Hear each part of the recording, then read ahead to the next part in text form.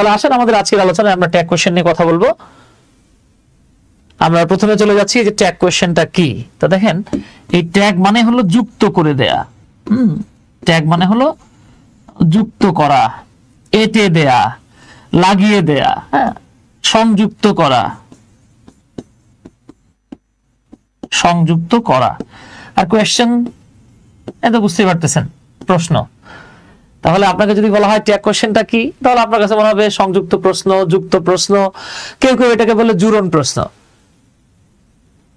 সৈকত ভাই, আমরা আপনার সাথে আছি। আচ্ছা, ধন্যবাদ সৈকত ভাই। ঠিক আছে, সো আমাদের আজকের আলোচ্য বিষয়টা হচ্ছে ট্যাগ কোয়েশ্চেনস। কেউ কেউ এটাকে অবশ্য এইভাবেও বলে ট্যাগড কোয়েশ্চেন বলে অনেকে আর কি। হ্যাঁ, তো আমরা ট্যাগড কোয়েশ্চেন না, আমরা এটা নামটা আমাদের জানা আছে ট্যাগ কোয়েশ্চেন। তাহলে আসেন খুব বেশি কথা না বাড়িয়ে আমরা ট্যাগ কোয়েশ্চেনে চলে যাই।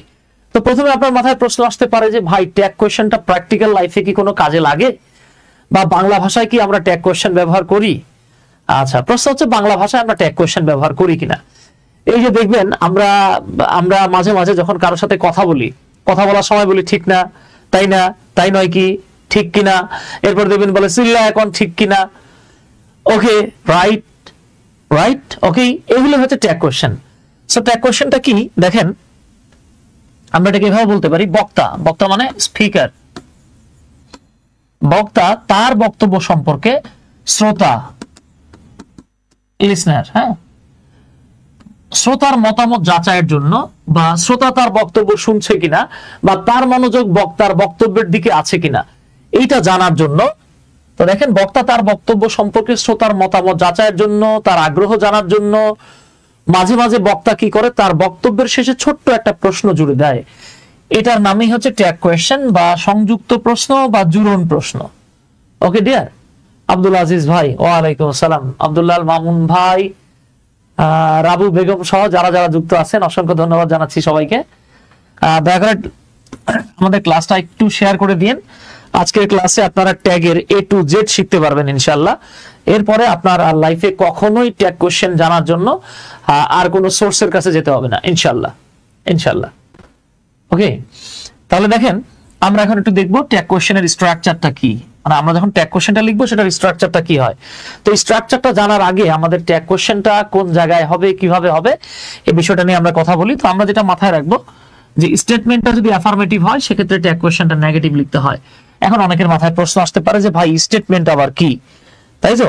আচ্ছা, তো দেখেন, ট্যাগ কোশ্চেনে মূলত এরকম হয়, প্রথমে দেয়া থাকে একটা সেন্টেন্স, প্রথমে একটা সেন্টেন্স থাকে। তবে আমরা নরমালি সেন্টেন্স বললেও ট্যাগ কোয়েশ্চেনের সময় এটাকে আমরা সেন্টেন্স না বলে স্টেটমেন্ট বলবো।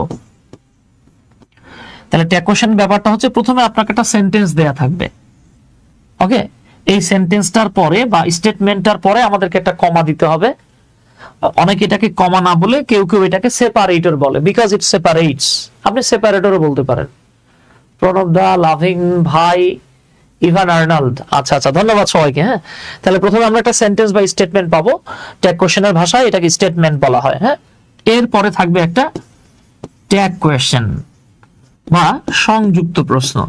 যেহেতু এটা একটা প্রশ্ন, এর শেষে অবশ্যই আপনাকে একটা প্রশ্নবোধক চিহ্ন দিতে হবে। ওকে, তো এবার আমরা একটু এই বিষয়টার দিকে খেয়াল করি, তাহলে আমাদের জন্য বেটার হয়। আমরা যেটা মাথায় রাখবো, দেখেন, এই যে স্টেটমেন্টটা যদি অ্যাফার্মেটিভ হয়, সেক্ষেত্রে ট্যাগ কোয়েশ্চেনটা নেগেটিভ হয়ে যাবে। অর্থাৎ স্টেটমেন্ট যা, তার বিপরীত হবে ট্যাগ কোয়েশ্চেন। অন্যদিকে স্টেটমেন্টটা যদি নেগেটিভ হয়ে যায়, সেক্ষেত্রে আমরা ট্যাগটাকে অ্যাফার্মেটিভ বানায় দেব। ওকে, আসলে আমরা ধাপে ধাপে এই বিষয়গুলো নিয়ে কথা বলবো ইনশাআল্লাহ। তাহলে আসলে আমরা একটু সামনের দিকে যাই। তো আপনাদের জন্য আমি ট্যাগ কোয়েশ্চেনের স্ট্রাকচারটা লিখে রেখেছি। আমরা এখানে বলতে পারি এইটাই হলো স্ট্রাকচার। তো স্ট্রাকচারটা কি দেখেন, খুব সহজ জিনিস। এটা বোঝার জন্য আপনাকে রকেট সায়েন্স জানতে হবে না, ইজিলি বুঝতে পারবেন। তো প্রথমে থাকবে একটা স্টেটমেন্ট, এরপর একটা কমা থাকবে, তারপরে থাকবে ট্যাগ কোয়েশ্চেন। তো ট্যাগ কোয়েশ্চেনটা কিন্তু দুই রকমের হয়, ঠিক আছে ডিয়ার? ট্যাগ কোয়েশ্চেনটা দুই রকমের হতে পারে। একটা হলো গিয়ে সেটা হতে পারে অ্যাফার্মেটিভ ট্যাগ কোয়েশ্চেন, আরেকটা হচ্ছে সেটা হতে পারে নেগেটিভ ট্যাগ কোয়েশ্চেন। যদি আপনি অ্যাফার্মেটিভ ট্যাগ কোয়েশ্চেন লেখেন, তাহলে প্রথমে আপনাকে লিখতে হবে অক্সিলারি ভার্ব, এরপরে লিখতে হবে সাবজেক্ট।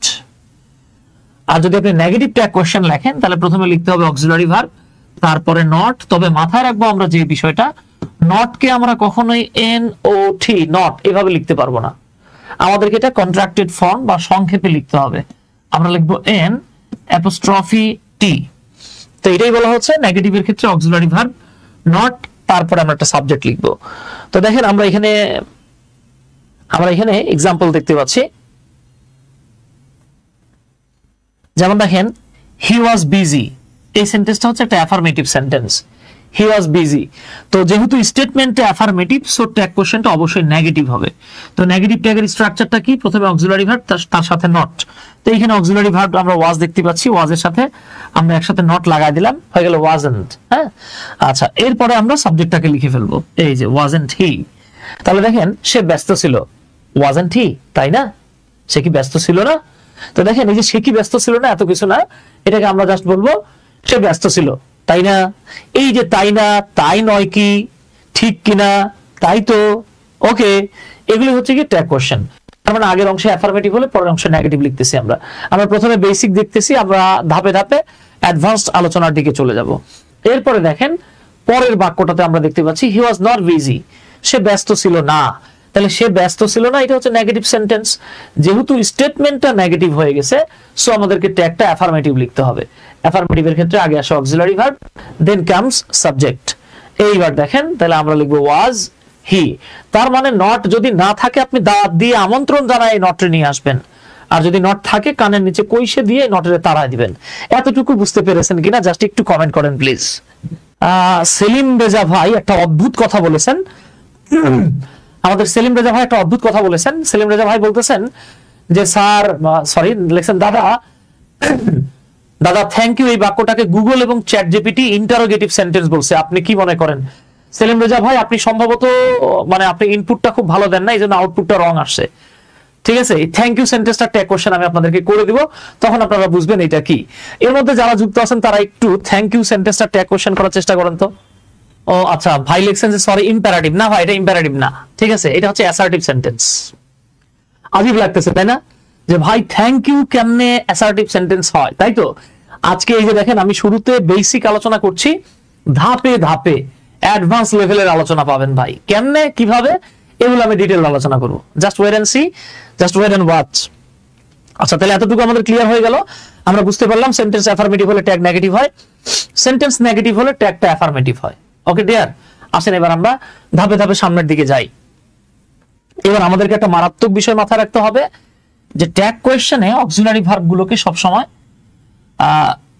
ট্যাগ কোয়েশ্চেনে আমরা অক্সিলারি ভার্ব গুলোর সাথে, হ্যাঁ, অক্সিলারি ভার্ব প্লাস নট গুলোকে, হ্যাঁ, শুধু অক্সিলারি ভার্ব গুলোকে বলবো না, ট্যাগ কোয়েশ্চেনে অক্সিলারি ভার্ব প্লাস নট গুলোকে সব সময় কন্ট্রাক্টেড বা কন্ট্রাকশন ফর্মে লেখা হয়। কন্ট্রাকশন ফর্ম মানে সংক্ষিপ্ত রূপ। কিভাবে সংক্ষিপ্ত রূপ হয় আমরা দেখে নেই, এগুলো আমরা জানি, ঠিক আছে। সো আমরা এখানে লিখে রেখেছি অক্সিলারি ভার্ব উইথ নট, এখানে ভি ফর ভার্ব, নট যুক্ত অক্সিলারি ভার্ব, যেমন am not, is not, are not, was not, were not, তাই তো? এই যে এম নট আছে, ইজ নট আছে, তাই না? এম নট এটাকে আপনাকে লিখতে হবে আর্নট অর এইন্ট। অ্যামেন্ড বলতে কোনো শব্দ নাই। আচ্ছা, এইখানে একটা মারাত্মক তথ্য আপনাদের সাথে শেয়ার করি ভাই, মারাত্মক একটা তথ্য শেয়ার করি। আমাদেরকে ছোটবেলা থেকে বইগুলো এই বিষয়ে মানে এই যে সংক্ষিপ্ত রূপটা দেখছেন, এই বিষয়ে আমাদেরকে ছোটবেলা থেকে হিউজ পরিমাণে মিস ইনফরমেশন দেয়া হয়েছে, ভয়ঙ্কর একটা অবস্থা, ঠিক আছে। তো দেখেন এই যে এইন্ট এইটার ফুল ফর্ম কি? তো অনেকে বলবে ভাই এটা তো খুব সহজ, ঠিক আছে। মজার ব্যাপার হচ্ছে এইন্ট এটা মূলত কার ফুল ফর্ম? এইন্ট মূলত কার ফুল ফর্ম? আসেন আমরা একটু বলে নেই আপনাদেরকে। আপনি যদি ক্যামব্রিজ অনলাইন ডিকশনারিতে চলে যান, এন্ড আপনি যদি অক্সফোর্ড অনলাইন ডিকশনারিতে চলে যান, এখন আপনারা যদি মনে করেন যে ভাই অক্সফোর্ড আর ক্যামব্রিজ তো ভুল লিখছে, তাহলে আমার আর কিছু করার নাই ভাই, ঠিক আছে। অক্সফোর্ড আর ক্যামব্রিজ যদি আপনার কাছে ভুল মনে হয়, আর বাংলাদেশের বিখ্যাত বিখ্যাত বই, মানে বাংলাদেশের বইগুলোকে যদি আপনার কাছে মনে হয় যে তারা কারেক্ট লিখছে, অক্সফোর্ড আর ক্যামব্রিজ ডিকশনারি ভুল লিখছে, তাহলে আমার মাফ করে দিন, আমার আর কিছু করার নাই। হ্যাঁ, তাহলে দেখেন এই অক্সফোর্ড এবং ক্যামব্রিজ বলতেছে যে এইন্ট, এইটা মূলত কিসের সংক্ষিপ্ত ফর্ম, সংক্ষিপ্ত রূপ? এইটা হলো এম নট এর সংক্ষিপ্ত রূপ, এইটা হলো ইজ নট এর সংক্ষিপ্ত রূপ, এইটা হলো আর নট এর সংক্ষিপ্ত রূপ, এইটা হলো হ্যাভ নট এর সংক্ষিপ্ত রূপ, এটা হলো হ্যাজ নট এর সংক্ষিপ্ত রূপ। চিন্তা করেন ভাই, এই যে ছোটবেলা থেকে আমরা কত বড় একটা কট খায় আসলাম। হ্যাঁ, কি আজীব লাগছে দেখেন, আমরা কত বড় একটা কট খায় আসছি, আমাদেরকে কত বড় একটা ধোকা দেয়া হয়েছে, বোকা বানানো হয়েছে। দেখেন অক্সফোর্ড এবং ক্যামব্রিজ বলতেছে যে ain't is the contracted form of short form of am not, is not, are not, have not, has not। তার মানে am not, is not, are not, have not, has not, এই যে পাঁচটা, এই পাঁচটা অক্সিলারি ভার্বের, এই পাঁচটা অক্সিলারি ভার্বের ইনফর্মাল, এটা কিন্তু ফর্মাল না ভাই, এখানে আপনার মাথায় রাখতে হবে। ইনফর্মাল শর্ট ফর্ম হচ্ছে ain't। অথচ আমাদেরকে ছোটবেলা থেকে কি শেখানো হয়েছে জানেন? আমি খুব দুঃখ লাগে, বুঝছেন, আমার মানে আমাদেরকে শেখানো হলো যে এই নাকি হচ্ছে কি এম নট এর সংক্ষিপ্ত রূপ। কেরে ভাই, এই বাকিগুলো আপনারা কি খামচি দিছিল? জিনিস হইতেছে পাঁচটা, আপনি আমাগরে দেখাইলেন একটা, শিখাইলেন একটা, আপনি লেখলেন একটা। কে পাঁচটা লিখলে কি বেশি কলমের কালি খরচ হইতো? কালি নিলে খরচ হইতো, আমরা তো কিনে নিচ্ছি বই, তাই না? এই হলো গিয়ে ঘটনা আর কি। দেখেন এই ঘটনার পেছনে যে ঘটনাগুলো আছে এগুলো আমাদেরকে অনেক সময় বলা হয় না। আপনার বিশ্বাস না হলে আপনি এখনই অনলাইনে তো আসেনই, ইমাম হোসেন ভাই বলতেছেন বিষয়টা আজীব মনে হয়। জি ভাই, বিষয়টা আমার কাছেও আজীব মনে হয়, বুঝছেন। তো আজীব বিষয়টা আশা করি আপনাদের জন্য আজকে সজীব হয়ে গেছে। দুর্ভাগ্যের বিষয়টা হচ্ছে এইখানেই, বুঝছেন। কিন্তু আমাদেরকে বলা হচ্ছে যে এম নট কে সংক্ষেপে এইন্ট বলা হয়। কেন? শুধু এম নটটা তো ভাই, এটা ইজ নট হয়, আর নট হয়, হ্যাভ নট হয়, হ্যাজ নট হয়। তাহলে এটা আমরা মাথায় রাখবো ইনশাল্লাহ। হ্যাঁ, এটা আমরা মাথায় অ্যাজ ওয়েল অ্যাজ খাতায় দুটো জায়গায় রাখি, আমাদের কাজে আসবে ইনশাল্লাহ। তো যেমনটা বলছিলাম আমি বাবা, এই যে এম নট, এটার ফর্মাল হচ্ছে গিয়ে আর্নড। আর্নড আমরা বাঙালিরা আরেন্ট বলি। হ্যাঁ, আমি নিজের জীবনে কত হাজারবার, লক্ষবার, কোটিবার যে আরেন্ট বলছি, হ্যাঁ, এটা হদিস নাই। হ্যাঁ, এটাকে ইনফর্মালি এইন্ট বলা যাবে। ইনফর্মালি এইন্ট বলতে পারবেন। মজার ব্যাপার হচ্ছে এটা is not, are not, have not, has not সব ক্ষেত্রে এইন্ট লেখা যায়। ঠিক আছে, এই হতেছে কি ঘটনা আর কি। হ্যাঁ সুইটি, ধন্যবাদ। আচ্ছা, তবে এমেন্ট লেখা যাবে না ভাই, এমেন্ট লিখলে কিন্তু বিপদ। এবার আসেন ইজ নট, এটা হয়ে যায় isn't, are not, aren't, was not, wasn't, were not, want. হ্যাঁ, এগুলো আমরা পারবো, এগুলোতে সমস্যা হবে না। এবার আসেন শ্যাল নট, এটা হয় shan't, will not, won't, do not, don't, doesn't, তাই না? ডিড নট, এই যে didn't, should not, shouldn't, could not, couldn't, এগুলো আমরা পারবো ইনশাল্লাহ। প্রণব দাদা বলছেন নতুন একটা জিনিস শিখলাম, ধন্যবাদ দাদা। আচ্ছা, এরপরে দেখেন এই যে আছে মাইট নট, মাইডন্ট, হ্যাঁ, must not, mustn't, ought not, oughtn't, এই যে have not, haven't, hasn't, hadn't, মেডেন্ট, এগুলো আমরা পারবো ইনশাল্লাহ। ঠিক আছে, এগুলো ইনশাল্লাহ আমরা পারবো। তো দাদা আপনারা যে কাজটা করা লাগবে সেটা হচ্ছে গিয়ে এই যে অক্সিলারি ভার্বগুলোর সাথে যখন নট যুক্ত হয় তখন আমরা কিন্তু কোশ্চেনে গেলে তাদেরকে ফুল ফর্মে লিখতে পারবো না, আমাদেরকে এটা কন্ট্রাক্টেড ফর্মে বা শর্ট ফর্মে লিখতে হবে। যদি শর্ট ফর্মে না লেখেন ট্যাগ কোশ্চেন কখনোই হবে না। আচ্ছা, আপনাদেরকে একটা ছোট্ট তথ্য জানিয়ে দিই, আমরা 23 ফেব্রুয়ারি থেকে আমাদের ফ্রি হ্যান্ড রাইটিং কোর্সটা চালু করেছি। এই যে আপনারা একটু আগে দেখতে পেরেছেন যে আমরা কিভাবে যে বিষয়গুলো আমাদের জানা আছে, জানার মধ্যে যে কমতি আছে, এই বিষয়গুলো আমরা কিভাবে আপনাদের সাথে আসলে আলোচনা করি সেটা একটু আগেই বুঝতে পারছেন। যেমনটা যে এন্ড দিয়ে আমি দেখালাম আপনাদেরকে উইথ রেফারেন্স, হ্যাঁ, রেফারেন্স সহ আপনাদেরকে দেখালাম যে রেফারেন্সটা ছিল অক্সফোর্ড এবং ক্যামব্রিজ। তো আমরা প্রত্যেকটা ক্লাসে এরকম চেষ্টা করি যে আমাদের যে ভাই বোনেরা ভুল জানে অথবা আংশিক জানে সেটাকে আমাদের পক্ষ থেকে শতভাগ যতটুকু জানানো যায় এবং প্র্যাকটিক্যাল ইউজ সহকারে। তো আপনারা যারা ফ্রি হ্যান্ড রাইটিং কোর্সে যুক্ত হতে চাচ্ছেন আমাদের এই কোর্সের সাথে যুক্ত হয়ে যেতে পারেন। মাত্র 1500 টাকায় আপনি যেই কোর্সটা করবেন 1.5 লাখ টাকা ইনশাল্লাহ ইংরেজির এতটা উন্নয়ন করা সম্ভব হবে না। সো আমাদের সাথে যুক্ত থাকলে ইনশাল্লাহ আশা করি অনেক ভালো কিছু করতে পারবেন। যারা সংযুক্ত হতে চান আমাদের এই হোয়াটসঅ্যাপ নাম্বারটাতে যোগাযোগ করেন। এইবার আসেন এখানে একটা গুরুত্বপূর্ণ তথ্য আমরা দেখি, সেটা হলো অনেক সময় স্টেটমেন্টে অক্সিলারি ভার্ব দেয়াই থাকবে না। তাহলে দেখেন অনেক সময় দেখবেন স্টেটমেন্ট দেয়া আছে কিন্তু অক্সিলারি ভার্ব নাই। তা অক্সিলারি ভার্ব না থাকলে আমরা কি করব? ঠিক আছে, আচ্ছা এই ক্ষেত্রে স্টেটমেন্টের মেইন ভার্ব থেকে অক্সিলারি ভার্ব বের করে নিতে হয়। এক্ষেত্রে আমরা দেখব স্টেটমেন্টে মেইন ভার্ব কি আছে। ঠিক আছে, এই যে আমি এখানে লিখে রেখেছি, যদি আপনি স্টেটমেন্টটাতে দেখেন যে V1 অর্থাৎ ভার্বের বেস ফর্ম আছে, সেক্ষেত্রে আপনি ধরে নেবেন ডু। যদি থাকে V2 অর্থাৎ ভার্বের যদি পাস্ট ফর্ম থাকে তাহলে আপনি অক্সিলারি ভার্ব ধরে নেবেন ডিড।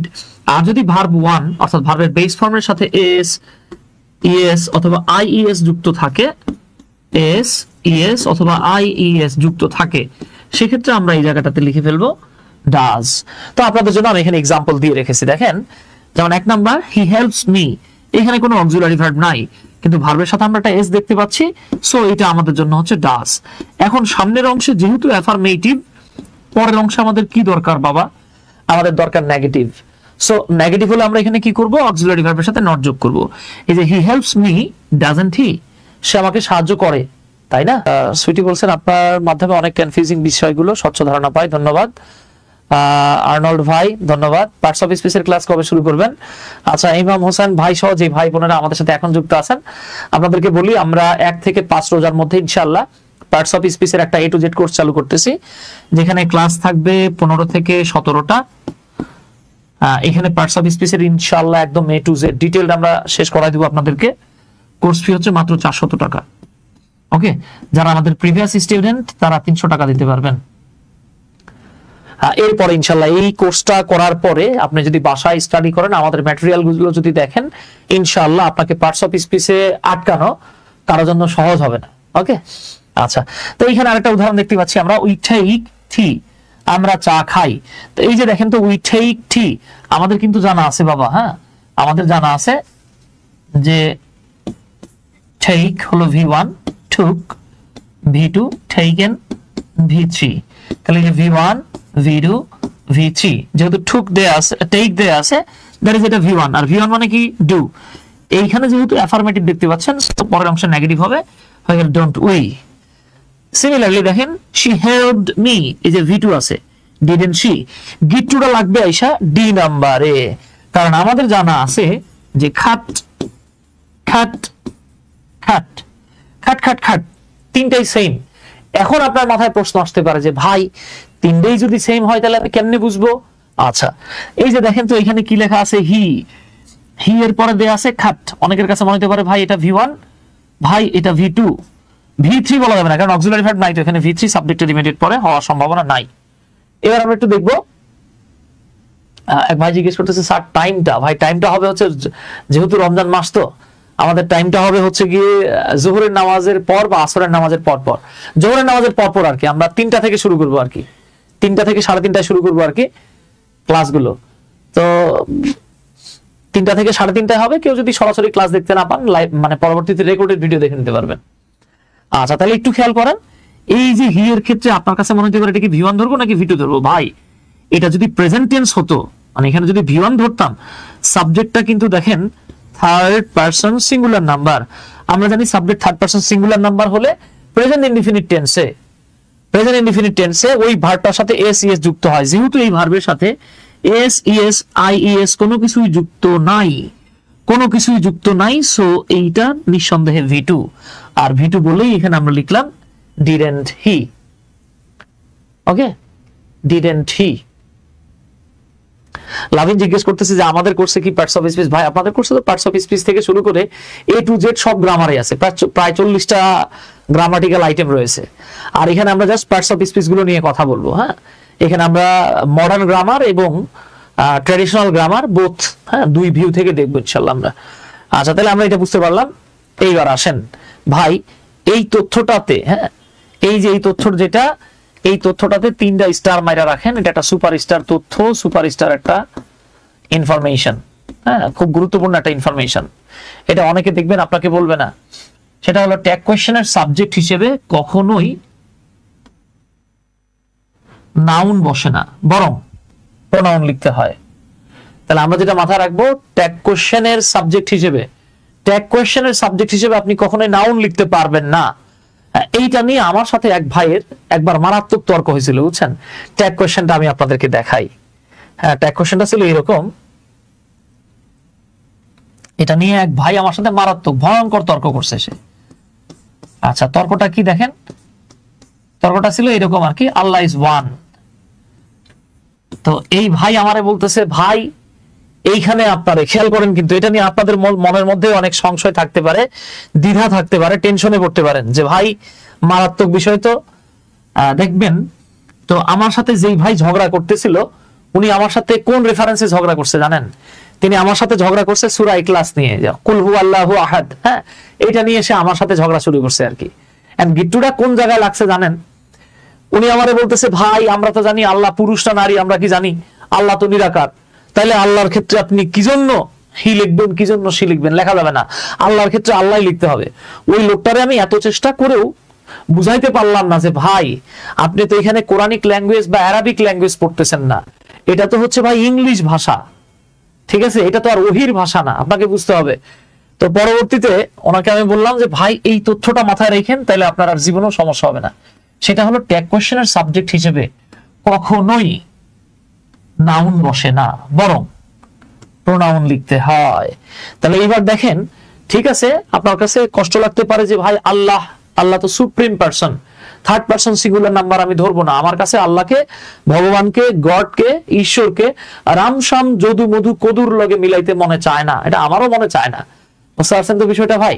এখন আমার যদি কখনো আল্লাহ তাআলা সুযোগ সুবিধা দেয়, তো আমি তখন মানে আমি একটা জাস্ট প্রস্তাবনা রাখবো আর কি, যে আল্লাহকে সুপ্রিম পারসন বলা হোক।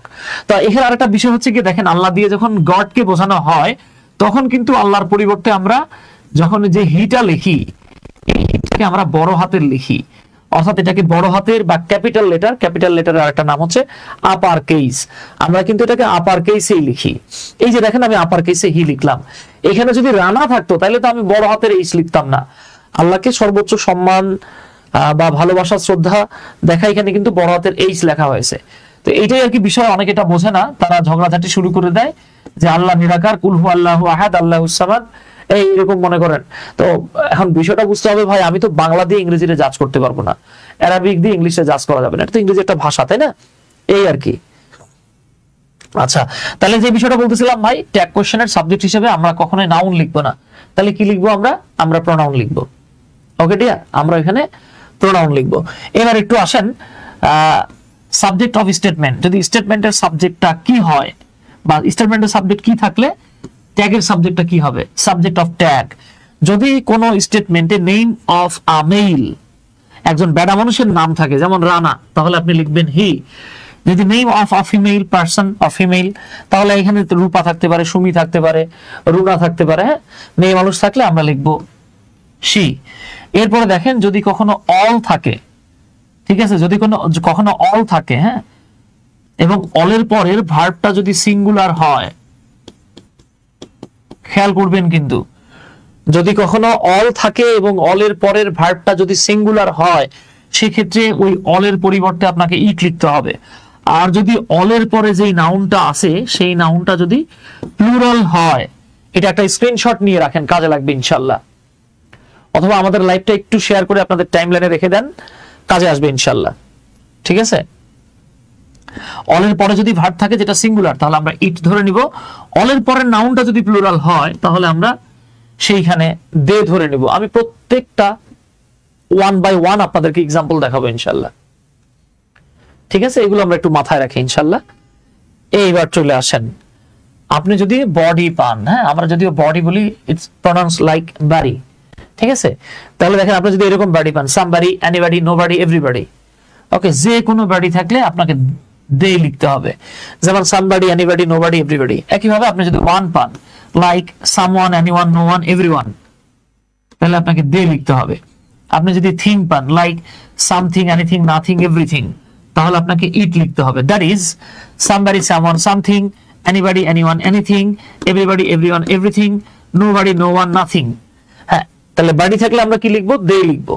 ঠিক আছে, বডি থাকলে আমরা দে লিখবো, ওয়ান থাকলে আমরা দে লিখবো, থিং থাকলে আমরা ইট লিখবো। ঠিক আছে বাবা?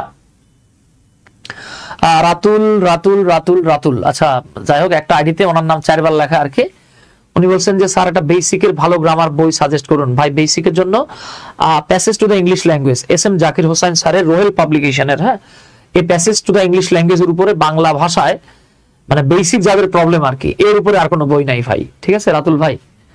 আচ্ছা এইবার দেখেন আল্লাহ অথবা গড, হ্যাঁ, আল্লাহ যদি থাকে অথবা গডের জিটা যদি বড় হাতের থাকে, হ্যাঁ, তাহলে আপনি এখানে অবশ্যই হি লিখবেন। আর যদি গড এরকম থাকে আর কি, ছোট হাতের যদি গড থাকে তাহলে আপনি হি লিখবেন, সেটা ছোট হাতের হবে। যেমন ছোট ছোট দেবতাদেরকেও গড বলা হয়। যেমন আমি ইংরেজির স্টুডেন্ট, হ্যাঁ, আমি ইংরেজিতে অনার্স করেছি, মাস্টার্স করেছি, আল্লাহর অশেষ রহমতে সেকেন্ড মাস্টার্সে আমি অ্যাপ্লাইড লিঙ্গুইস্টিক্স নিয়ে পড়ছি। মানে আমি প্রথমে লিটারেচার নিয়ে মাস্টার্স করেছি, পরে অ্যাপ্লাইড লিঙ্গুইস্টিক্স। তো দেখেন ওই আমরা যারা ইংরেজি সাহিত্যে পড়াশোনা করেছি, এখানে অনেক ভাই বোনে আছেন যারা ইংরেজি সাহিত্য নিয়ে পড়াশোনা করছেন। তো আমাদেরকে কিন্তু আসলে হিন্দু ধর্ম পড়ানো হয় নাই, আমাদেরকে দেখবেন সেই গ্রিকদের, হ্যাঁ, আমাদেরকে সাধারণত প্যাগান ধর্মের অনেক কিছুই পড়ানো হয়েছে। তো ওইখানে আমরা দেখতে পাই যে যারা ডেমি গড, যারা সেমি গড বা যারা ছোট ছোট গড আর কি, দেখা গেছে আপনারা এটা কেমনে বলি আর কি, সাহিত্য বলতে গেলে এগুলো বলতে হয়। সেটা হচ্ছে কি দেখবেন অনেক সময় স্বর্গের দেবতারা মর্তের কোনো নারীকে দেখে প্রেমে পড়ে গেলে, হ্যাঁ, প্রেমে পড়ে গেলে, তাহলে চিন্তা করেন মানে দেবতা হচ্ছে স্বর্গের, আর মর্ত মানে পৃথিবীর যে নারী তাকে দেখে সে প্রেমে পড়ে গেছে। প্রেমে পড়ে গিয়ে যাই হোক তাদের মধ্যে একটা মেলামেশার ফলে যে সন্তান জন্ম নেয়, খেয়াল করেন কিন্তু বাপ গড, মা কি, মা হচ্ছে নর্মাল হিউম্যান বিং, অথবা এমন হইতে পারে মা গড, বাপ হচ্ছে হিউম্যান বিং। এদেরকে বলা হয় semi god or demi god. এই ডেমি গড সেমি গড গুলোকে ছোট হাতের জি দিয়ে এক্সপ্রেস করা হয়। তাই যদি গড শব্দটা ছোট হাতের জি দিয়ে থাকে, যদি এরকম থাকে, দ্য গড ওয়াজ হিয়ার, তাহলে আপনাকে লিখতে হবে ইজন্ট হি। এই হি কিন্তু ছোট হাতের হবে, কারণ এটা জাস্ট ছোট দেবতা, উনি গড না। কিন্তু মাস্টার্সের একটা বই আছে নাকি ইংরেজি মাস্টার, হ্যাঁ, মাস্টার নামে একটা বই আছে, আপনি ওইটাতে আসলে বেসিক গ্রামার পাবেন না, ওটা প্র্যাকটিসের জন্য বেস্ট বই, হ্যাঁ, one of the best books বলতে পারেন। আচ্ছা তাহলে আশা করি বুঝতে পারছেন, আল্লাহ বা গড থাকলে আমরা হি লিখবো, তবে গড জিটা যদি বড় হাতে থাকে তাহলে আপনি বড় হাতের এইচ লিখবেন, ছোট হাতের যদি জি থাকে ছোট হাতের লিখবেন। এরপরে যে বিষয়টা দেখবো আমরা, যদি অফ আস থাকে, যেমন আমরা এখানে লিখতে পারি অল অফ আস, আমরা এখানে লিখতে পারি মোস্ট অফ আস, আমরা এখানে লিখতে পারি মেনি অফ আস, থাকলে আমরা এটাকে কনভার্ট করে ফেলবো উই দিয়ে। যদি অফ ইউ থাকে, যেমন অল অফ ইউ, তোমাদের সবাই আমার বাসায় দাওয়াত রইল, ঠিক আছে, তার মানে কি তোমাদেরকে দাওয়াত দিলাম আমি। তারপরে দেখেন এটা হতে পারে of them, all of them, all of you, all of us, most of you, most of them, okay, most of us. তাহলে দেখেন অফ ইউ থাকলে ইউ বানাবো, অফ দেম থাকলে আমরা দে বানিয়ে ফেলবো। আমি প্র্যাকটিক্যাল এক্সাম্পলে যাব, ঠিক আছে ডিয়ার, আমরা জাস্ট আমাদের সাথে একটু থাকেন। এই মুহূর্তে আমাদের সাথে দেখা যাচ্ছে অলমোস্ট প্রায় 75 জনের মতো যুক্ত আছেন এই মুহূর্তে। যারা যুক্ত আছেন, হ্যাঁ, যারা এই মুহূর্তে আমাদের সাথে যুক্ত আছেন, দয়া করে লাইভটা একটু শেয়ার করে দিবেন, ওকে। আচ্ছা তাহলে আমরা পারবো ইনশাল্লাহ। এইবার আসেন আরেকটা বিষয় আমরা মাথায় রাখবো, একের অধিক ব্যক্তি থাকলেও আপনি দে লিখবেন, একের অধিক বস্তু থাকলেও আপনি দে লিখবেন। যেমন আপনি যদি বলেন মাই ব্রাদার্স, এই যে দেখেন আপনার ভাইয়েরা, একের অধিক ব্যক্তি, এইখানে আপনাকে দে লিখতে হবে। আবার আপনি যদি বলেন মাই বুকস, এই যে দেখেন একের অধিক বই মানে বস্তু এগুলো, এরপরও আপনাকে দে লিখতে হবে। তাহলে আমরা মাথায় রাখবো একের অধিক ব্যক্তি হোক আর একের অধিক বস্তু হোক, আমাদেরকে অবশ্যই দে লিখতে হবে, ঠিক আছে। সারিয়ার শাহেদ ভাই লিখছে স্যার আমিও লিটারেচারের স্টুডেন্ট। আচ্ছা সারিয়ার ভাই। এরপরে দেখেন যে জিনিসটাকে ধরা ছোঁয়া দেখা গোনা যায় না, যেটারে ধরা যায় না, ছোঁয়া যায় না, দেখা যায় না, গোনা যায় না, এগুলোর পরিবর্তে আমরা ইট ধরে নিব। তো নরমালি আমরা এটাকে বলতে পারি অ্যাবস্ট্রাক্ট নাউন, হ্যাঁ, আর এটা বলতে পারি ম্যাটেরিয়াল নাউন। অ্যাবস্ট্রাক্ট নাউন এবং ম্যাটেরিয়াল নাউনগুলোর পরিবর্তে আমরা ইট ধরে নিব, ঠিক আছে ডিয়ার।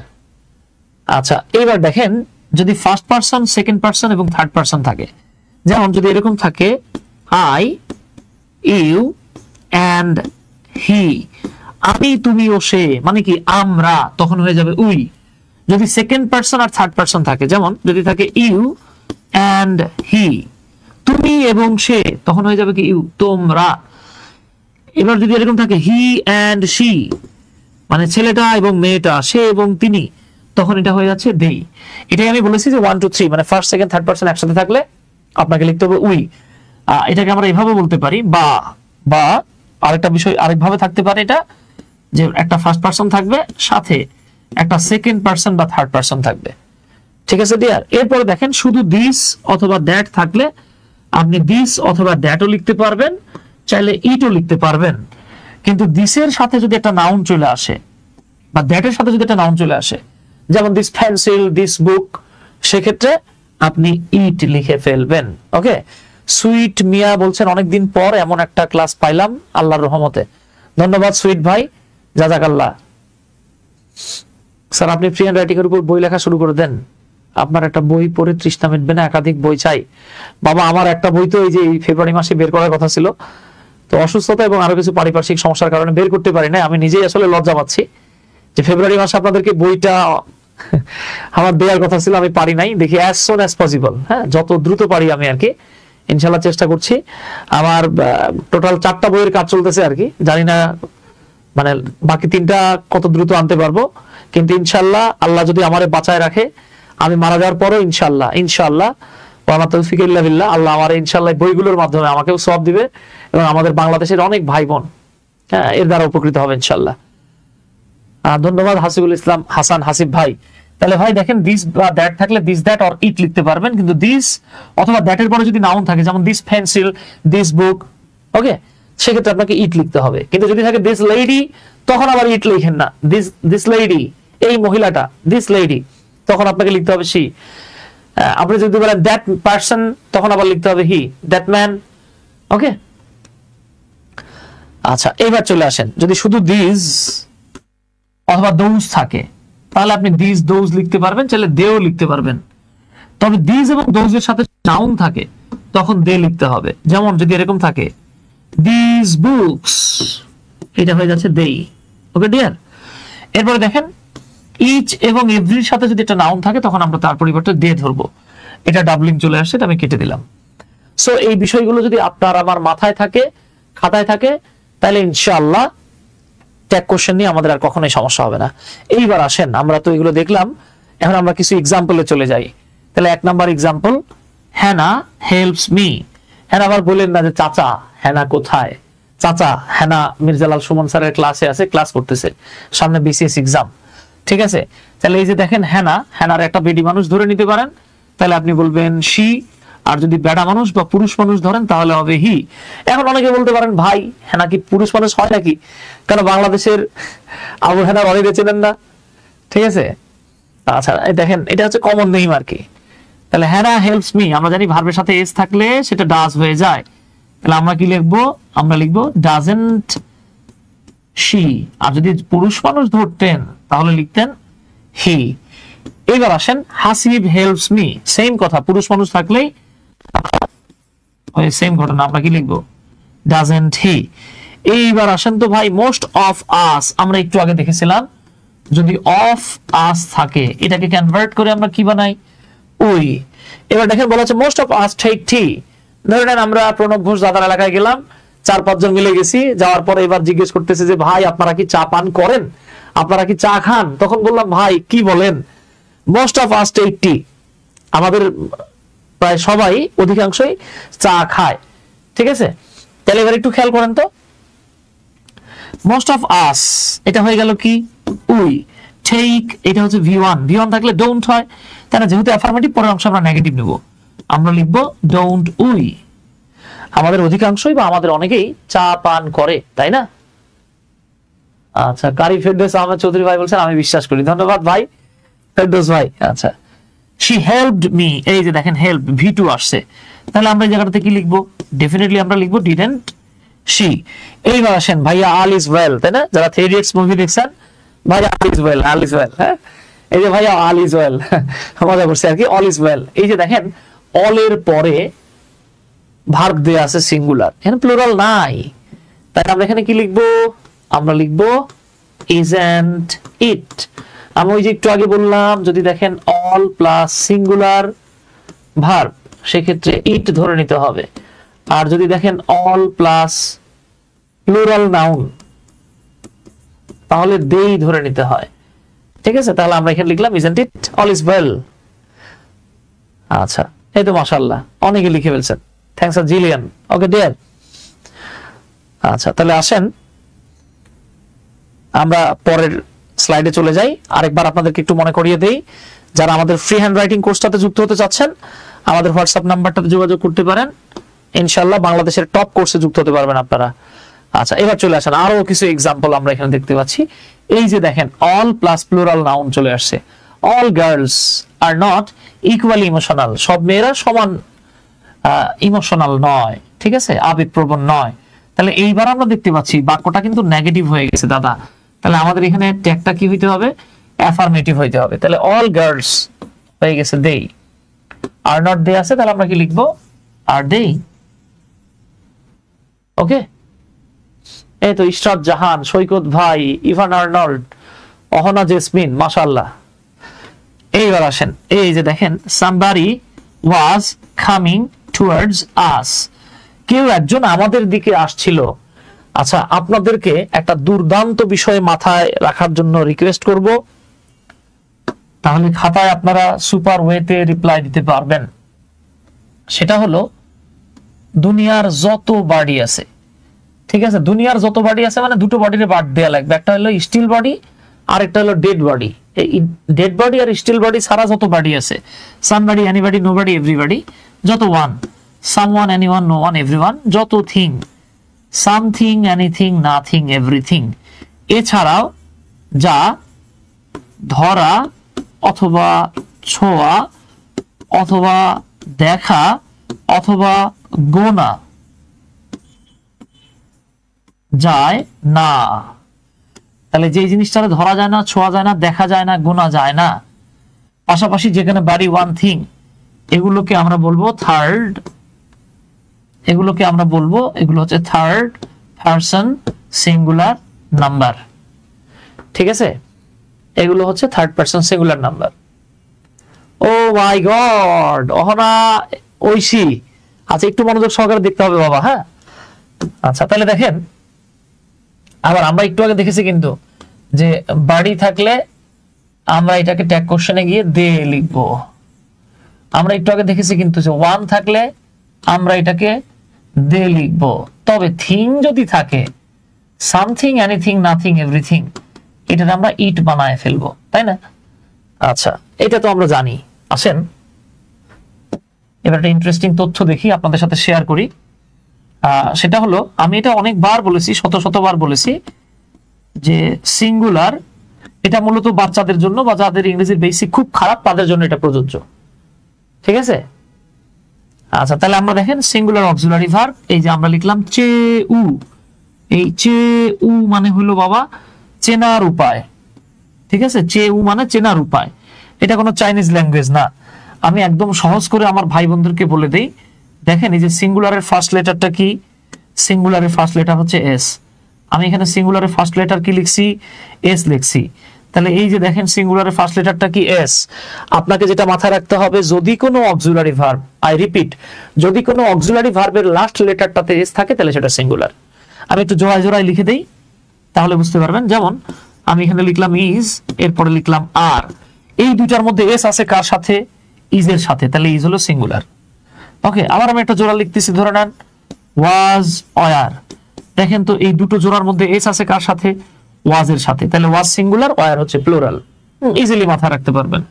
আমি আরেকটা জোড়া লিখতেছি ডু, ডাজ, একটু খেয়াল করেন তো এস আছে কার সাথে? ডাজ এর সাথে, তাহলে ডাজ সিঙ্গুলার, ডু প্লুরাল। এরকম আমি আরেকটা জোড়া লিখতেছি হ্যাভ, হ্যাজ, দেখেন তো এস আছে কার সাথে? হ্যাজ এর সাথে, তাহলে হ্যাজ সিঙ্গুলার, হ্যাভ প্লুরাল। এই নিয়মটা সব ক্ষেত্রে প্রযোজ্য, আই ও ইউ ছাড়া। আমরা মাথায় রাখবো আই ও ইউ ছাড়া সব ক্ষেত্রে প্রযোজ্য। কি প্রযোজ্য? যদি অক্সিলারি ভার্বের সাথে এস থাকে তাহলে সিঙ্গুলার, না থাকলে প্লুরাল। এইবার আসেন আমরা উদাহরণটায় চলে যাই। তা আমরা যদি এইভাবে বলি,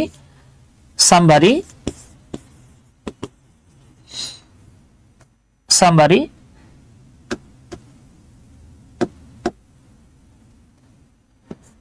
was coming এইখানে একটা ইন্টারেস্টিং ফ্যাক্ট আছে যেটা আমাদের অনেক ভাই বোনেরা ধরতে পারে না, ঠিক আছে? তো যারা ধরতে পারেন না আমরা বলবো ধরে ফেল, ঠিক আছে? শাহিন ধরে ফেল বলছি না, মানে আপনারা ধরে ফেলেন। তাহলে এই যে দেখেন তো সামবারি, আমরা জানি সামবারি, এনিবডি, নোবডি, এভরিবডি, এগুলো কি বাবা? এগুলো হলো থার্ড পারসন, এগুলো হলো থার্ড পারসন সিঙ্গুলার নাম্বার। যেহেতু দেখেন এই যে সাবজেক্টটা সিঙ্গুলার, তাই ভার্বটাও কি হয়েছে? সিঙ্গুলার হয়ে গেছে। এইবার আমরা আবার জানি যে যদি বাড়ি থাকে, বাড়ি থাকলে কি হয়? দে হয়। তাহলে এই যে সামবাডিটারে আমার এই পাশে আইনা কি বানাইতে হবে? আমার তো কিছু করার নাই, এটাই সাইন্স, দে লিখতে হবে। এখন বলেন তো দেটা কি? এটা আবার জিগায়, দে আবার কি? দে কি মানে কি? দে হলো প্লুরাল। এখন আপনারাই বলেন, এখানে সাবজেক্ট ছিল সিঙ্গুলার, তাই ভার্ব হয়েছে সিঙ্গুলার। আমি যখন ট্যাগ কোয়েশ্চেন করছি, আমাকে সামবাডিটারে দে বানাইতে হচ্ছে, দে কি সিঙ্গুলার? ওমনি দে কি সিঙ্গুলার? সিঙ্গুলার না। দে যেহেতু প্লুরাল, তাইলে আমার ওয়াজ এর প্লুরালের কাছে যাইতে হবে। এ মামুর বেটা ওয়াজ কনে রে? এই যে ওয়াজ। তাহলে ওয়াজ হলো সিঙ্গুলার, এর বড় ভাই কোনটা? ওয়ার। তাহলে আমরা এই জন্য এখানে যে কামটা করব, মানে ওয়াজ লেখা যাবে না, এনে কি লেখা লাগবে? ওয়ার লিখতে হবে। এই যে লিখলাম ওয়ারেন্ট, হ্যাঁ, ওয়ারেন্ট দেই। এইবার আপনি তাহলে বুঝতে পারতেছেন আশা করি এখানে আমরা কেন প্লুরাল বানাইছি, মানে ভার্বটাকে কেন প্লুরাল বানালাম? যেহেতু দে প্লুরাল, তাই ভার্বটাও প্লুরাল হলো। অনেকে আমারে প্রশ্ন করে ফেলে যে স্যার এখানে তো সিঙ্গুলার আছিল, আপনি এখানে কেন প্লুরাল বানালেন? ভাই সাবজেক্ট যেহেতু সিঙ্গুলার ছিল, তাই ভার্বটাও সিঙ্গুলার ছিল। এখন সাবজেক্ট তো সিঙ্গুলার না, আমার একটা হাতা ফুল একটা হাফ কিরাম লাগবে? ভাল লাগবে না, দেখতে কেমন বিশ্রী লাগবে, ঠিক আছে? তো প্রত্যেকটা জিনিসের একটা মানে শ্রী থাকে তো, তাই না? এই শ্রী দেবীর আপনার বিশ্রী দেবী বানাই দিলে তো বিপদ। এই হলো গিয়ে ঘটনা আর কি। আশা করি এতটুকুর মধ্যে কারো কোনো প্রশ্ন থাকার সম্ভাবনা, সুযোগ কোনোটাই নাই ইনশাল্লাহ। আশা করি বুঝতে পেরেছেন। আসেন তাহলে এবার এই যে এটা তো আমরা বলে ফেলেছি, এটা কি ছিল? আর্নড ও নট তো দেয়া আছে, আর দেই, আর দেই। এবার এই যে সামবারি যেহেতু সিঙ্গুলার ছিল, তাই ওয়াজ সিঙ্গুলার ছিল, হ্যাঁ, তাহলে আমরা লিখবো weren't they। এবার আসেন everyone was doing so, সবাই সেভাবেই করছিল। এই যে ওয়ান থাকলে আমরা কিন্তু জানি এটা থার্ড পারসন সিঙ্গুলার নাম্বার, তাই না? কারণ ওই যে আমরা একটু আগে বললাম যত বাড়ি, যত ওয়ান, যত থিং, এবং যেটা ধরাছোঁয়া দেখা গোনা যায় না, এগুলো হচ্ছে থার্ড পারসন সিঙ্গুলার নাম্বার। তাহলে একটু দেখেন তো, যেহেতু এটা থার্ড পারসন সিঙ্গুলার নাম্বার, তাই ভার্বটাও সিঙ্গুলার হয়েছিল। তাহলে আমাদেরকে এইখানেও লিখতে হচ্ছে weren't they। ওকে ডিয়ার, না বুঝলে আমাকে স্ট্রেট বলে ফেলবেন প্লিজ। আচ্ছা, এবার আসেন অনেস্টি। আমরা আরেকটা কথা বলেছিলাম যে যেটারে ধরা ছোঁয়া দেখা গোনা যায় না, আমরা বলেছিলাম যা ধরা অথবা ছোঁয়া অথবা দেখা অথবা গোনা মানে গণনা করা যায় না, সেটাকে আমরা ইট ধরে নেব। তাহলে দেখেন honesty is called the best policy, সততাকে সর্বোৎকৃষ্ট পন্থা বলা হয়। মানে অ্যাবস্ট্রাক্ট নাউন বলেন, ধরা ছোঁয়া যায় না বলেন, যেটাই বলেন, এইটা কিন্তু ঘুরে ফিরে ইট হয়ে গেছে। তাহলে আমরা লিখবো এই যে ইজ কল্ড, আপনি আবার অক্সিলারি ভার্ব বাদ দিয়ে মূল ভার্বে ধরেন না, এই যে অক্সিলারি ভার্ব আছে, তাহলে আমরা কি লিখবো? Isn't it? ওকে, কথা ক্লিয়ার না? কারো কোনো কোয়েশ্চেন আছে প্লিজ? কারো কোনো সমস্যা থাকলে বলে ফেলেন। আমি মজা করে বলি যে বাবা আর্থিক সমস্যা ছাড়া যে কোনো সমস্যা থাকলে আমারে কমেন্ট করে জানান। এই তো মাশাআল্লাহ। এইবার চলে আসেন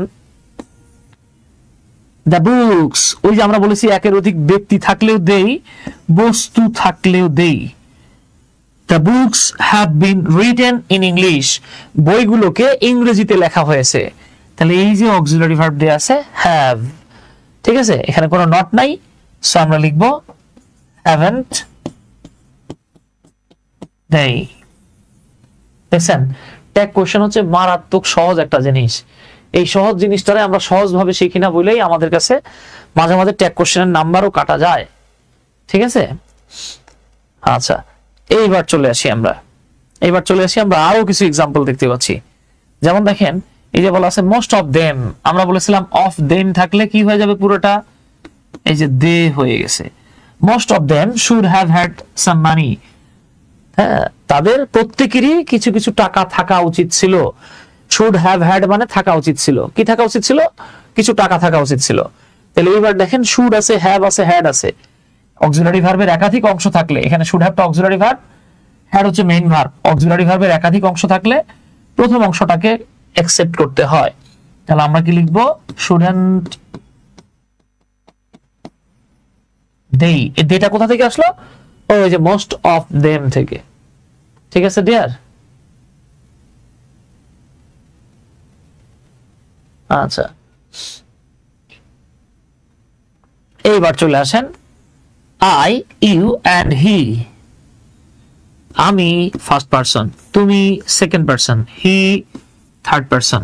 আমি এটারে এভাবে বলেছিলাম যে যদি এরকম থাকে 1 যোগ 2 যোগ 3, তাহলে এটা বানাই দিবেন উই। ঠিক আছে? এরপর আমি এটাই বলেছিলাম, এভাবে বলেছিলাম যে 2 যোগ 3 মানে সেকেন্ড পারসন এবং থার্ড পারসন, তাহলে এটা কি হয়ে যাবে? ইউ। তাহলে আমি, তুমি এবং সে মানে আমরা তিনজন, আমি, তুমি ও সে সম্মিলিত ভাবে কি? আমরা। We are really sluggish. Sluggish মানে হচ্ছে অলস, আলসা। ঠিক আছে? তাহলে আর আছে, তাহলে কি হবে? আর্নট। ওই উই আসলে কোনতে? ওই যে আই, ইউ অ্যান্ড হি, এখান থেকে উই চলে আসছে। ঠিক আছে ভাই? হ্যাঁ মুকাদ্দেস আলী ভাই, জাযাকাল্লাহ। এবার দেখেন you and she. You and she, তুমি এবং সে মানে কি? তুমি এবং সে ওরফে তোমরা, এই দুটো সম্মিলিত ভাবে ইউ হয়ে গেছে। পার্থক্যটা হচ্ছে এই ইউ মানে তুমি, কিন্তু তুমি এবং সে যখন হয়ে গেছে এই ইউ মানে হলো আবার তোমরা, এটা প্লুরাল হয়ে গেছে। ইউ মে বি পানিশড, তাহলে কি হবে? মেন্ট ইউ। ঠিক আছে ডিয়ার? এবার দেখেন Allah is one. Allah is one, isn't he? Isn't he, এই যে ইসটা বড় হাতে লিখতে হবে। হ্যাঁ, no I don't like fishing, না আমি ফিশিং পছন্দ করি না। তাহলে বুঝতেই তো পারতেছেন, ডু আই। আই কিন্তু ছোটতে লেখা যাবে না, আই যখন প্রোনাউন হয় সবসময় বড় হাতে লিখতে হয়। অহনা, জেসমিন, ইভান, আর্নল্ড, এই তো মাশাআল্লাহ ওনারা লিখে লিখে শেষ করে দিচ্ছে, দেখছেন? আচ্ছা, এইবার দেখেন something is better than nothing. ছোটবেলায় কিশোর কণ্ঠ নামের একটা বইয়ে পড়েছিলাম আর কি, একটা জোকস পড়েছিলাম। তো এরকম বলতেছিল যে স্যার বলতেছে স্টুডেন্টদের, বলতো something is better than nothing, এর বাংলা কি? তখন স্টুডেন্ট বলতেছিল যে শামসুদ্দিনের বেটার ঘরের নাতিন। তাহলে something is better than nothing, শামসুদ্দিনের বেটার ঘরের নাতিন, তাই না? তাহলে এই যে দেখেন something is better than nothing, অর্থাৎ নাই মামার চেয়ে কানা মামা ভালো। কি লিখবেন? isn't it, তাই নয় কি? আচ্ছা দেখেন ট্যাগ কোশ্চেন মানে আপনি সব সময়টা লিখতে পারেন। হ্যাঁ, সব সময়টা লিখতে পারেন। বলে দেই, যত প্রবাদ বাক্য আছে, হ্যাঁ প্রবাদ বাক্যগুলোর ক্ষেত্রে আমরা সব সময় লিখতে পারি isn't it। Okay dear? আচ্ছা মাশাআল্লাহ। এইবার চলে আসি আমরা, দেখেন খুব গুরুত্বপূর্ণ একটা জায়গাতে আসছি আমরা এবার। এটা হলো গিয়ে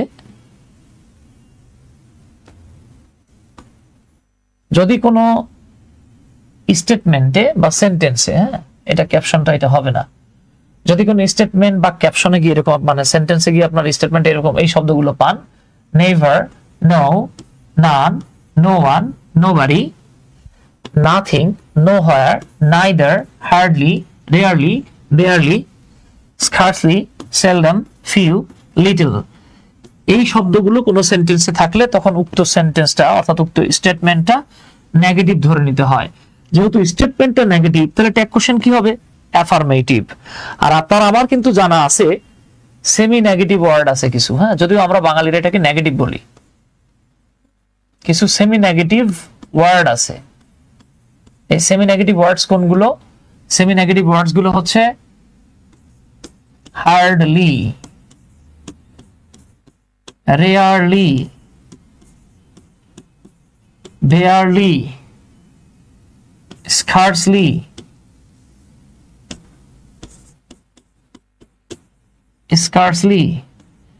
তারপরে আছে seldom, এরপরে আছে little, তারপরে আছে ফিউ। এই যে 7টা ওয়ার্ড দেখতে পাচ্ছেন এদেরকে বলা হয় সেমি নেগেটিভ ওয়ার্ড। এদেরকে বলা হয় সেমি নেগেটিভ ওয়ার্ড। এরা পুরো নেগেটিভ না, কিন্তু আধা নেগেটিভ বা সেমি নেগেটিভ। এই শব্দগুলো যদি কোনো সেন্টেন্সে থাকে তাহলে বা স্টেটমেন্টে থাকে তাহলে স্টেটমেন্টটা নেগেটিভ। স্টেটমেন্ট নেগেটিভ হলে ট্যাগ কোশ্চেন কি হবে? অ্যাফারমেটিভ হবে। তবে যদি কোনো সেন্টেন্সে এরকম দেখেন যে ফিউ এর আগে, হ্যাঁ, যে ফিউ এবং লিটল এই দুটো কিন্তু নেগেটিভ ওয়ার্ড, এদের সামনে যখন আর্টিকেল চলে আসে, এ ফিউ এ লিটল বা a few a little, the few the little, এরা যদি আবার কোনো সেন্টেন্সে থাকে সেক্ষেত্রে স্টেটমেন্টটা আবার অ্যাফারমেটিভ ধরে নিতে হয়। ঠিক আছে, এটা মুখস্থ রাখতে হবে। এই জায়গা থেকে ট্যাগ কোশ্চেন একাডেমিক এক্সাম থেকে শুরু করে, হ্যাঁ, বিভিন্ন চাকরির পরীক্ষায় অনেক অনেক বার আসছে। তাহলে এইবার দেখেন আবার আমরা একটা বাক্য দেখতে পাচ্ছি, হ্যানা হার্ডলি হেল্পস মি। তো দেখেন হ্যানা একটা মেয়ে মানুষ ধরে নিচ্ছি আমরা, এবার আর পুরুষ ধরতেছি না। শি হেল্পস আছে, সো আমরা এখান থেকে ডাস পেয়ে গেলাম। অনেকের কাছে মনে হবে এটা তো অ্যাফারমেটিভ সেন্টেন্স, নো, এটা অ্যাফারমেটিভ না। হার্ডলি যেহেতু আছে, এই হার্ডলিটাকে আমরা নটের প্রায় সমতুল্য ধরে নিচ্ছি। তাহলে যদিও এটা হওয়া উচিত ছিল, আপনার আমার মতে যদিও এটা হওয়া উচিত ছিল ডাজন্ট, কিন্তু এখানে নট লেখা যাবে না। তাহলে এটা কি হবে? Does she. ওকে বাবা, এই তো অহনা, ধন্যবাদ। এবার আসেন, হি হ্যাজ ফিউ ফ্রেন্ডস। তার অল্প কিছু বন্ধু বান্ধব আছে। আচ্ছা, এটা করে দেন তো দেখি, বি নাম্বার, যেটা বি নাম্বার প্রশ্নটা করে দেন দেখি। এখানে হিউজ পরিমাণ স্টুডেন্টরা ভুল করে ফেলে, দেখি আপনারা এটা ধরতে পারেন কিনা কুইকলি। দেখি কে বা কারা এই প্রশ্নটার উত্তর করতে পারেন। Hurry up. আচ্ছা, দেখি এটা কে বা কারা করতে পারেন। হ্যাঁ,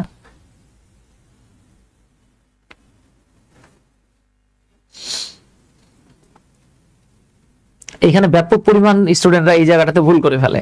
ঠিক আছে, দেখি আপনারা এটা ধরতে পেরেছেন কিনা।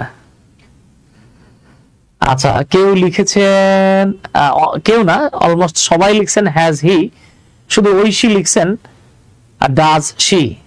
আচ্ছা, শি লিখছেন তাই না? অনেকে লিখছেন হ্যাজ শি।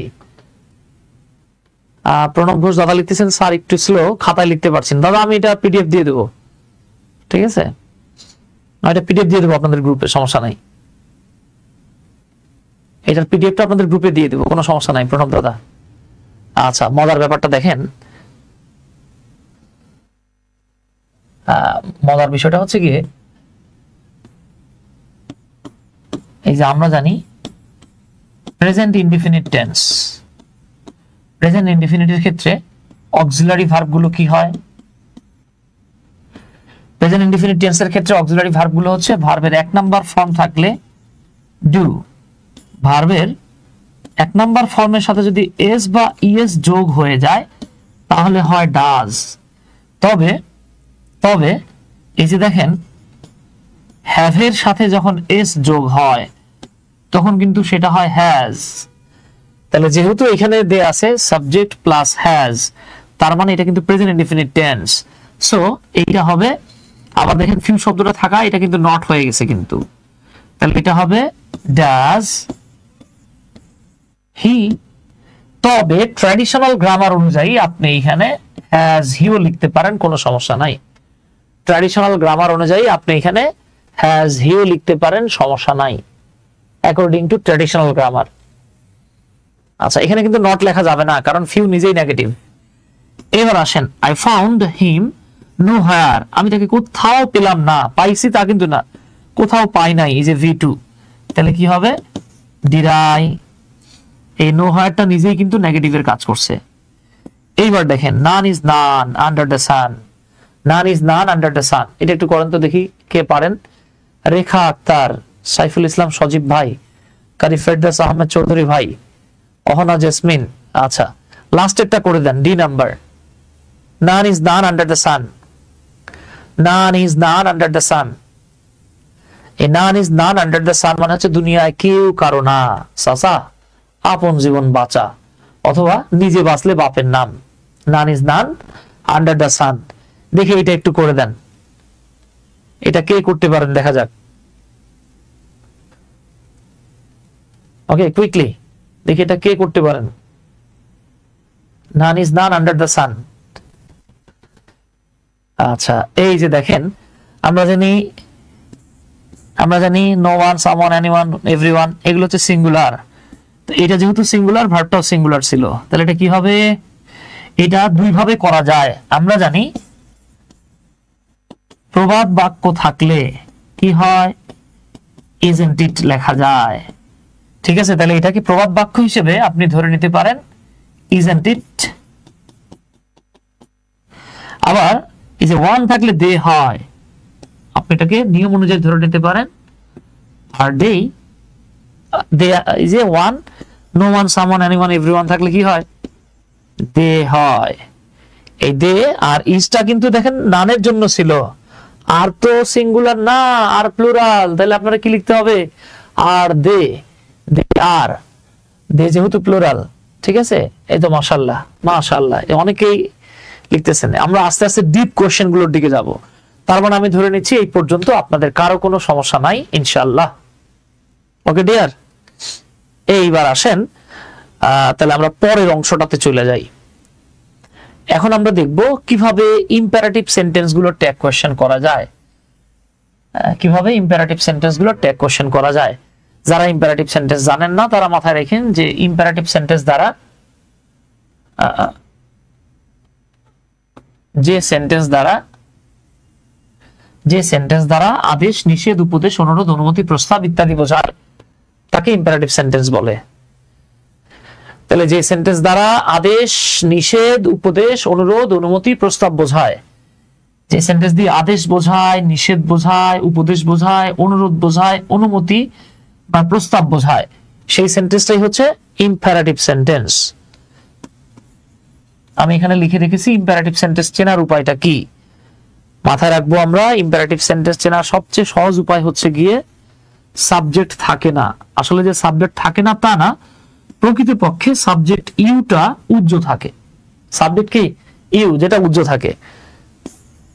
2 নাম্বার, বাক্যটা শুরু হতে পারে লেট দিয়ে, শুরু হতে পারে ভার্বের 1 নাম্বার ফর্ম দিয়ে, শুরু হতে পারে ডোন্ট দিয়ে, শুরু হতে পারে নেভার দিয়ে, বি দিয়ে, অলওয়েজ দিয়ে, প্লিজ দিয়ে, কাইন্ডলি দিয়ে, ইত্যাদি দিয়ে শুরু। হ্যাঁ, ইত্যাদি দ্বারা শুরু। আচ্ছা, যদি শুরু হয় সেক্ষেত্রে আমরা কি করব? হ্যাঁ, এটা খুব সহজ একটা ভাই ট্যাগ কোশ্চেনের মারাত্মক একটা নিয়ম। দেখেন এটার মডার্ন গ্রামারে অবশ্য অনেক কিছু আছে আর কি, তা আমি সেগুলো লিখতেছি না। আচ্ছা, আপনাদের এখানে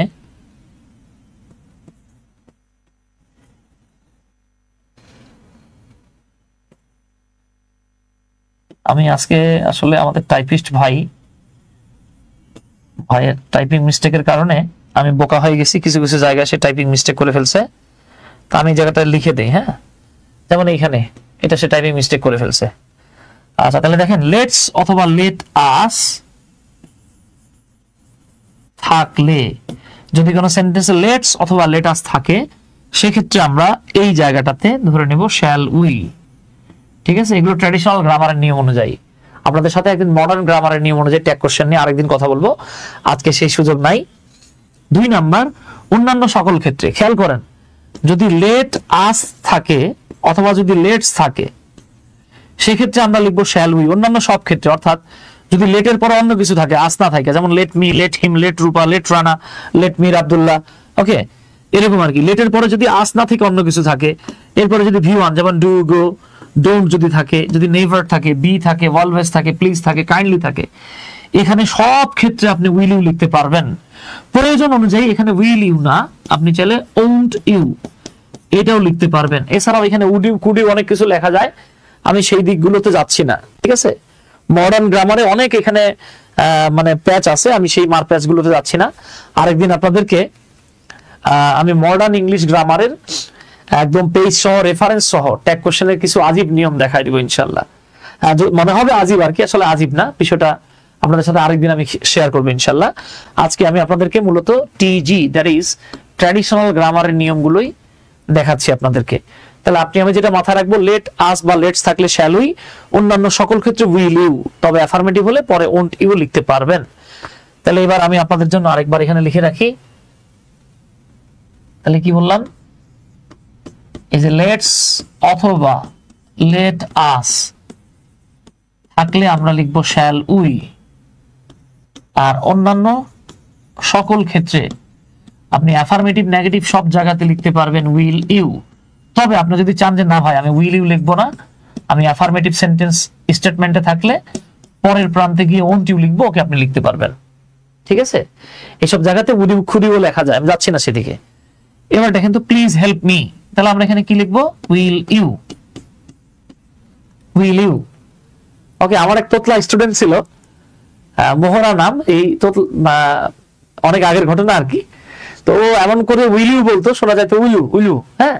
তা আমরা এই উইল ইউ রে উইলু না বলি আর কি। তাহলে দেখেন please help me will you. আপনি যদি চান যে না ভাই যেহেতু এখানে অ্যাফার্মেটিভ আছে আমি এটা ওন্ট ইউ লিখবো, হ্যাঁ লেখেন, লিখতে পারেন, সমস্যা নাই।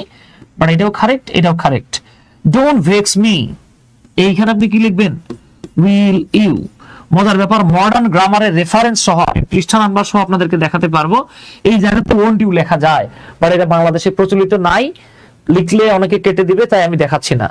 ঠিক আছে, এর পরবর্তীতে আমি আপনাদেরকে বইয়ের নাম, লেখকের নাম, প্রকাশনীর নাম এবং সবগুলো নেটিভদের বই, হ্যাঁ, পৃষ্ঠা নাম্বার এডিশন সহ আপনাদের সাথে ব্যাখ্যা করবো ইনশাআল্লাহ, বাট নট টুডে। এবার দেখেন লেট মি গো, এই যে লেটের পরে আস নাই কিন্তু লেট মি আছে, তাহলে আমরা এখানে কি লিখবো? Will you. মজার ব্যাপার হচ্ছে আপনি চাইলে এখানে ওন্ট ইউ লিখতে পারবেন, ওন্ট ইউ।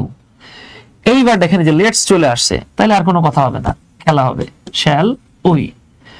এবার দেখেন বি পলাইট, ভদ্র হও, এই যে আপনি কি বলবেন? Will you. আর যেহেতু এখানে অ্যাফার্মেটিভ, চাইলে আপনি লিখতে পারেন এটাও, ওন্ট ইউ। হ্যাভ পেশেন্স, ধৈর্য ধরো, অ্যাফার্মেটিভ, আপনি চাইলে এই জায়গাটাতে লিখতে পারেন ওন্ট ইউ। আর যদি চান যে না ভাই আমি উইল ইউ দিয়েই কাজ সারিয়ে ফেলাবো, লেখেন উইল ইউ, হয়ে যাবে। ঠিক আছে, তাহলে ইম্পারেটিভ নিয়ে আমাদের খুব বেশি পেরেশানি নেয়ার তেমন কোনো সুযোগ নাই। আরো কিছু এক্সাম্পল দেয়া আছে, যেমন please don't break my heart, দয়া করে আমার মনে কষ্ট দিও না, এই যে ডোন্ট আছে, তাই না? তাহলে আমরা কি লিখবো? Will you. মজার ব্যাপার হচ্ছে আমরা চাইলে এখানে উড ইউ লিখতে পারতাম, কুড ইউ লিখতে পারতাম, যাচ্ছি না। অলওয়েজ স্পিক দ্য ট্রুথ, আপনি চাইলে লিখতে পারেন ওন্ট ইউ, অথবা লিখতে পারেন will you, both correct. Please lift it, দয়া করে এটাকে তোলো, লিফট মানে তোলা, এই যে উইল ইউ। যদি চান ওন্ট ইউ লিখবো, লেখেন শাট ডাউন দ্য পিসি, কম্পিউটারটা অফ করো, তাহলে কি হবে? Will you or won't you. এই আমরা কিন্তু চাইলে এখানে ওন্ট ইউ লিখতে পারতাম, আপনারা আর ভাইবেন না, এইখানে মনে হয় লেখা যায় না। লেটস নট, এই লেটস নট মানে লেট আস নট, কি লিখবো আমরা? Shall we. লেটস, এই বুঝতেই পারতেছেন, তাহলে আমরা কি লিখবো? Shall we. দেখেন তো এই জায়গাগুলোতে আর আহামরি খুব বেশি প্রবলেম হবে না ইনশাআল্লাহ। হ্যাঁ, আমরা ধাপে ধাপে আরো স্ট্রং কিছু জায়গার দিকে, মানে নিয়মের দিকে যাচ্ছি, কিন্তু জাস্ট আমাদের সাথে থাকেন, ইনশাআল্লাহ পেয়ে যাবেন। এইবার দেখেন আমরা এখানে আরো কিছু পয়েন্ট নোট করে রাখবো মাথায়, সেটা হচ্ছে এটা মূলত সাবজেক্ট ভার্ব এগ্রিমেন্টের রুল। এটা সাবজেক্ট ভার্ব এগ্রিমেন্টের রুল। রুলটা কি আমরা জানি, যদি কোনো সেন্টেন্সে বা স্টেটমেন্টে as well as, with, together with, along with, accompanied by, in addition আর in addition to, including, and not, but not ইত্যাদি দ্বারা একাধিক সাবজেক্ট যুক্ত থাকলে সব সময় প্রথম সাবজেক্ট অনুসারে আপনাকে ভার্বটাও লিখতে হবে, ট্যাগ কোয়েশ্চেনটাও লিখতে হবে। যেমন আমরা এখানে দেখতে পাচ্ছি আই অ্যাজ ওয়েল অ্যাজ হি, এই যে অ্যাজ ওয়েল অ্যাজ দ্বারা আইও যুক্ত হয়েছে, হিও যুক্ত হয়েছে, তাহলে প্রথম কোনটা? আই। এই যে আমি আই অনুযায়ী ভার্ব লিখছি, I as well as he am going there. Okay, তাহলে এবার ট্যাগ কোয়েশ্চেনটাতে কি হবে? এই যে নট যেহেতু নাই, তাহলে এম নট কে সংক্ষেপে কি লেখা হয়? আর্নড। এই যে আর্নড আই, এটা হচ্ছে ফর্মাল। ঠিক আছে, অপশনে ফর্মাল থাকলে ইনফর্মাল নেওয়া যায় না, মাথায় রাখবেন। অপশনে যদি আর্নড এবং এইন্ট দুটোই থাকে তাহলে এইন্ট নেওয়া যাবে না। আচ্ছা, আর আমি কিন্তু আপনাদেরকে একটু আগেই বলেছি, মানে শুরুর দিকে বলেছি, আমাদের অনেকের ধারণা এইন্ট মানে এম নট। নো, এইন্ট মানে এম নট হতে পারে, এইন্ট মানে ইজ নট হতে পারে, এইন্ট মানে আর নট হতে পারে, এই এইন্ট মানে হ্যাভ নট হতে পারে, এই এইন্ট মানে হ্যাজ নটও হতে পারে। কোথায় পাবেন? ওই যে অক্সফোর্ড এন্ড ক্যামব্রিজে পাবেন। একইভাবে দেখেন হি অ্যাকম্পানিড বাই হিজ ফ্রেন্ডস, এই দেখেন এটা প্লুরাল, বাট প্রথম সাবজেক্ট অনুযায়ী আমরা এখানে ইজ লিখছি, তাহলে হি অনুযায়ী দেখেন হয়ে যাচ্ছে ইজন্ট হি। পারবো আমরা ইনশাআল্লাহ। ওকে, এইবার আসেন, আরেকটা রুল আছে, এটা একটু মনোযোগ সহকারে দেখবো আমরা। যদি কোনো সেন্টেন্সে আমরা কোরিলেটিভ কনজাংশন, যেমন not only but also, either or, neither নর, ওয়েদার অর, এগুলো দ্বারা একাধিক সাবজেক্ট যদি যুক্ত থাকতে দেখেন, সেক্ষেত্রে সবসময় দ্বিতীয় সাবজেক্ট অনুসারে ভার্বও লিখতে হয়, ট্যাগও লিখতে হয়। যেমন নট অনলি বাট অলসো দ্বারা যুক্ত হয়েছে আই এবং হি, এবার হি অনুযায়ী ইজ হয়ে গেছে, তাই ইজ হি। অনেকে বলতে পারে ভাইয়া নট কেন লিখলেন না, কারণ নট এই যে সামনে আছে। একইভাবে দেখেন either he or his friends, এই যে প্লুরাল, দ্বিতীয় সাবজেক্ট অনুযায়ী আর হয়েছে। সো ট্যাগ কোশ্চেনটা তো তাই হয়েছে। পারা যাবে না ইনশাআল্লাহ? ট্যাগ কোশ্চেন আমরা আজকে একটা ক্লাসেই শেষ করবো ইনশাআল্লাহ। এই আর মাত্র কিছুক্ষণ ট্যাগ কোশ্চেনের গোষ্ঠী উদ্ধার হয়ে যাচ্ছে ইনশাআল্লাহ। এইবার চলে আসি আমরা। তো আপনাদেরকে আরেকবার বলে দিচ্ছি, যারা আমাদের ফ্রি হ্যান্ড রাইটিং কোর্সটাতে যুক্ত হতে চাচ্ছেন, এই কোর্সটা আপনি যদি আইএলটিএস ক্যান্ডিডেট হন কিন্তু আপনার বেসিক খুব খারাপ হয়, আপনি যদি বিসিএস এর রিটেনের প্রিপারেশন নিতে চান, তাহলে আপনাদের জন্য এটা বেস্ট কোর্স। আপনি যদি একাডেমিক, স্পেশালি আপনি যদি এইচএসসি অথবা আপনি যদি এসএসসি এর স্টুডেন্ট হন, চাচ্ছেন অ্যাডভান্স লেভেলের লার্নিং শিখবেন, ইভেন আমাদের গত ব্যাচগুলোতে জেএসসি এর স্টুডেন্টও ছিল, ওকে, রানিং এ আছে আমাদের আর কি। আপনি যদি এনটিআরসি এর স্কুল পর্যায়ের প্রিপারেশন নিয়ে থাকেন, এই সব প্রিপারেশনের জন্য ইনশাআল্লাহ 100% কভার হয়ে যাবে আমাদের এই কোর্সটা। আগ্রহীরা আমাদের হোয়াটসঅ্যাপ নাম্বার একটা নক করতে পারেন। আচ্ছা, এর বাহিরে আমরা আরো কিছু রুল মাথায় রাখবো, এইখানে মজা আছে, ঠিক আছে? আচ্ছা, এইখানে হ্যাভি মজার একটা বিষয় আছে, দেখেন আরো মনে রাখতে হবে। আমরা আরেকটু মনে রাখবো, যে কোনো প্রকার যদি উইশ করা বোঝায় তাহলে হবে ডোন্ট আই।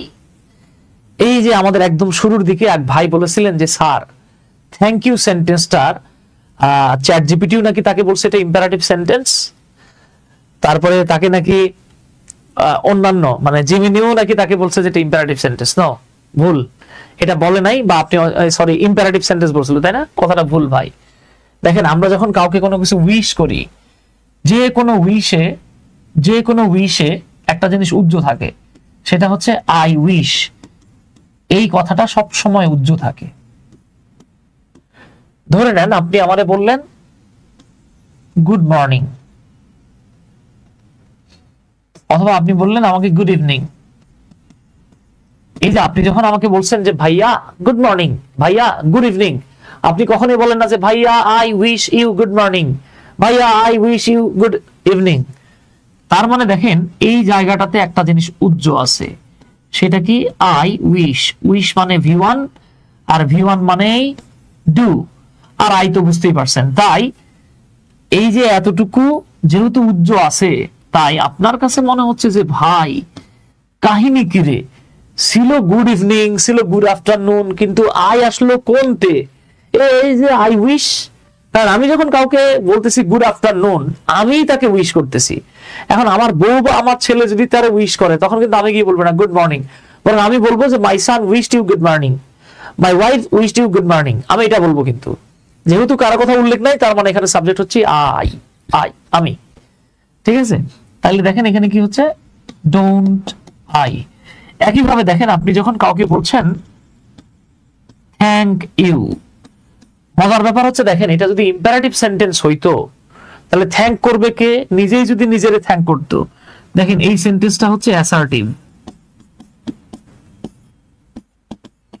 যদি এরকম থাকতো থ্যাংক ইয়োরসেলফ, তাহলে এটা ইম্পারেটিভ সেন্টেন্স হইতো। এই সেন্টেন্সটা হচ্ছে ইম্পারেটিভ। নিজেকে ধন্যবাদ দাও, আপনি বললেন যে বেটা আমারে ধন্যবাদ দিস না, তুই যে কাজ করছোস নিজেই নিজের উপকার করছোস, আপনি আপনার বন্ধুরে বলতেছেন। তুই নিজের থ্যাংক ইউ জানা, আপনি আপনার ফ্রেন্ডে বলতেছেন। তখন কিন্তু বলবেন না দোস্ত থ্যাংক ইউ, তখন কি বলবেন? থ্যাংক ইয়োরসেলফ, নিজের ধন্যবাদ দে। হ্যাঁ, তুই এটার জন্য পারফেক্ট, এই যে you deserve thanks from yourself. এই যে দেখেন, তার মানে এখানে উজ্জ্ব আছে কোনটা? লাল ডানা কালাডা, এই যে উজ্জ্ব আছে আই। তাই থ্যাংক ইউ, এখানে আপনি যখন কাউকে বলছেন ধন্যবাদ, ধন্যবাদ কে জানাইছে? আমি যদি আপনারে বলি ভাইয়া ধন্যবাদ, তার মানে কি আমার বউয়ের পক্ষ থেকে বলছি, আমার বান্ধবীর পক্ষ থেকে বলছি, আমার বাপের পক্ষ থেকে বলছি, মায়ের না, আমি নিজে জানাইছি। আমি যদি কারো পক্ষ থেকে আপনাকে ধন্যবাদ দেই, তখন আমি কি বলবো? He thank you, she thank you, they thank you, we thank you. Okay, so এখানে যেহেতু আই উজ্জ আছে তাহলে আপনারা লিখতে হবে ডোন্ট আই। আর যদি থাকে থ্যাংক ইউর সেলফ, এইবার বলবেন উইল ইউ। ঠিক আছে, আশা করি যেই ভাই আমাকে প্রশ্ন করেছিলেন যে ভাই থ্যাংক ইউ এটা ইম্পারেটিভ কেন নয়, আপনার প্রশ্নের উত্তর আশা করি পেয়ে গেছেন ইনশাআল্লাহ। ওকে, আমরা যতটুকু বলেছি এর মধ্যে কারো কোনো প্রশ্ন আছে কিনা, যদি কারো কোনো কোয়েশ্চেন থাকে তাহলে এক চাপেন, না থাকলে দুই। আচ্ছা, এবার দেখেন, যদি দেখেন যে সাবজেক্ট এবং ভার্ব নাই, শুধু এই আবেগসূচক চিহ্নটা দেয়া আছে, অনেকে এটাকে বিস্ময়সূচক বলে, অনেকে আশ্চর্যবোধক বলে, এটার নাম হচ্ছে কি আবেগসূচক চিহ্ন। পিসি দাসের অ্যাপ্লাইড গ্রামার এন্ড কম্পোজিশন যে বইটা আছে ওইটা আপনারা 19 থেকে 22 পৃষ্ঠার মধ্যে পেয়ে যাবেন, এডিশন অনুযায়ী কম বেশি হতে পারে। পার্টস অফ স্পিচের ইন্টারজেকশন চ্যাপ্টারে গেলে দেখবেন পিসি দাস বলতেছে এই চিহ্নটাকে বিস্ময়সূচক বা আবেগ বা আশ্চর্যবোধক চিহ্ন বলাটা আসলে ভুল, কারণ আশ্চর্য বা বিস্ময় এটা হচ্ছে আবেগের দুটো মাত্র অংশ, এর বাইরেও আরো আবেগ আছে, যেমন সুখ, দুঃখ, আনন্দ, বেদনা, ঘৃণা, বিস্ময়, হতাশা, রাগ, বিরক্তি, সবকিছুর ক্ষেত্রে আমরা এটা লিখি, যেমন শিট, ওয়াও। ওকে, সো আমরা যদি সাবজেক্ট এবং ভার্ব ছাড়া এই চিহ্নটা পাই তাহলে আমরা লিখবো ইজন্ট ইট। এবার দেখেন, যদি কোনো সেন্টেন্সে লং লিভ প্লাস সাবজেক্ট থাকে তাহলে আমরা সেক্ষেত্রে ধরে নিব যে সেখানে একটা মেয়ে আছে। এই বিষয়টা আমি আপনাদেরকে ব্যাখ্যা করি। কয়েকদিন আগে আমি যখন ন্যারেশনের লাইভ ক্লাস নিয়েছিলাম আমি বলেছিলাম, দেখেন যদি এরকম থাকে যে লং লিভ বাংলাদেশ, মাথায় রাখবেন বাংলাদেশ হলো সাবজেক্ট, লিভ হলো ভার্ব, আর লং হলো এক্সটেনশন। আমরা আজীবন পড়ে এসেছি, স্যার মুখস্থ করতে হবে, জি ভাইজান মুখস্থ করতে হবে, আমরা আজীবন পড়ে আসছি প্রথমে থাকে সাবজেক্ট, তারপরে ভার্ব, শেষমেশ এক্সটেনশন। কিন্তু আমাদেরটা হয়ে গেছে উল্টা, আমরা আগে পাইছি এক্সটেনশন, পরে ভার্ব, শেষমেশ সাবজেক্ট। এরকম সেন্টেন্স গুলোকে মূলত আমরা মে দিয়ে উল্টে নেই, এটা হয় মে বাংলাদেশ লিভ লং।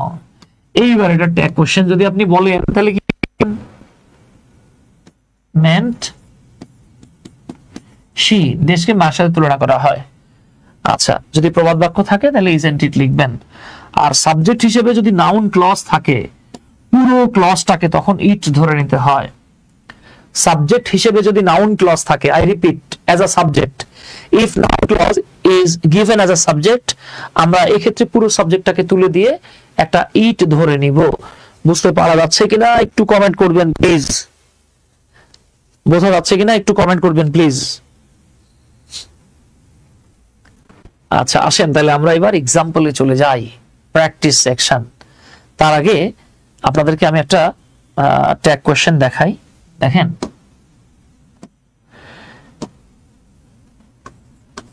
সাবজেক্ট হিসেবে নাউন ক্লজ, সাবজেক্ট হিসেবে যদি নাউন ক্লজ থাকে তখন পুরোটাকে তুলে দিয়ে ইট লিখতে হয়। আচ্ছা, যারা ক্লজ দেখেন নাই, আমরা আমাদের মানে জানেন না, তারা আমাদের ক্লজের ভিডিওটা দেখে নেবেন প্লিজ, ঠিক আছে? আচ্ছা দেখেন, করোনার ঠিক আগে আগে একটা ব্যাংক জবের পরীক্ষায় একটা কোয়েশ্চেন আসছিল, ঠিক আছে? আমি ইন্টারমিডিয়েটে একটা কোয়েশ্চেন পেয়েছিলাম, আমাদের স্যার আমাদেরকে কিভাবে কোয়েশ্চেনটা দিয়েছিল যে what he has is not enough. আমাদের স্যার আমাদেরকে এরকম একটা কোয়েশ্চেন দিয়েছিল। আমরা তখন ইন্টারমিডিয়েটে পড়ি, আমি আসলে টেনশনে পড়ে গেছিলাম যে ভাই কামটা করলো কি আমার স্যারে, আমার স্যার এই কাজটা কি করলো, এটা কোনো কথা? আমি এরকম টেনশনে পড়ে গেছিলাম, বুঝছেন, যে কেমনে কি।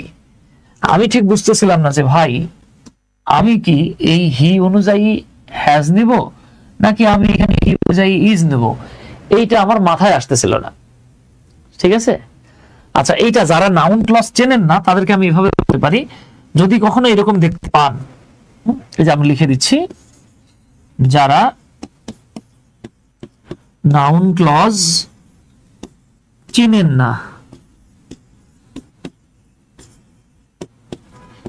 যারা নাউন ক্লজ চেনেন না, এটা তাদের জন্য টিপস এন্ড টেকনিকটা। সেটা হচ্ছে, যদি কখনো এরকম থাকে যে একটা দ্যাট চলে আসছে অথবা একটা ডাব্লিউএস ওয়ার্ড চলে আসছে, এরপরে যদি থাকে সাবজেক্ট, তারপরে যদি থাকে ভার্ব, এরপরে যদি কিছু থাকে তাহলে তো ভালো, আর যদি না থাকে তাহলে আরো ভালো। কখনো যদি এরকম থাকে যে দ্যাট অথবা ডাব্লিউএস ওয়ার্ড, তারপরে সাবজেক্ট, এরপরে বাকি অংশ, তারপরে যদি আরেকটা ভার্ব থাকে, এরপরে আরো বাকি অংশ, এক্ষেত্রে আপনি যে কাজটা করবেন, এই যে দ্যাট থেকে লাস্টের মানে পরের যে ভার্বটা, দ্বিতীয় ভার্বের আগের অংশ যেটা, এই পুরো অংশটাকে আপনি সাবজেক্ট ধরে নেবেন, সাবজেক্ট ধরে নেবেন, আর এখানে সাবজেক্টের সমতুল্য হবে ইট।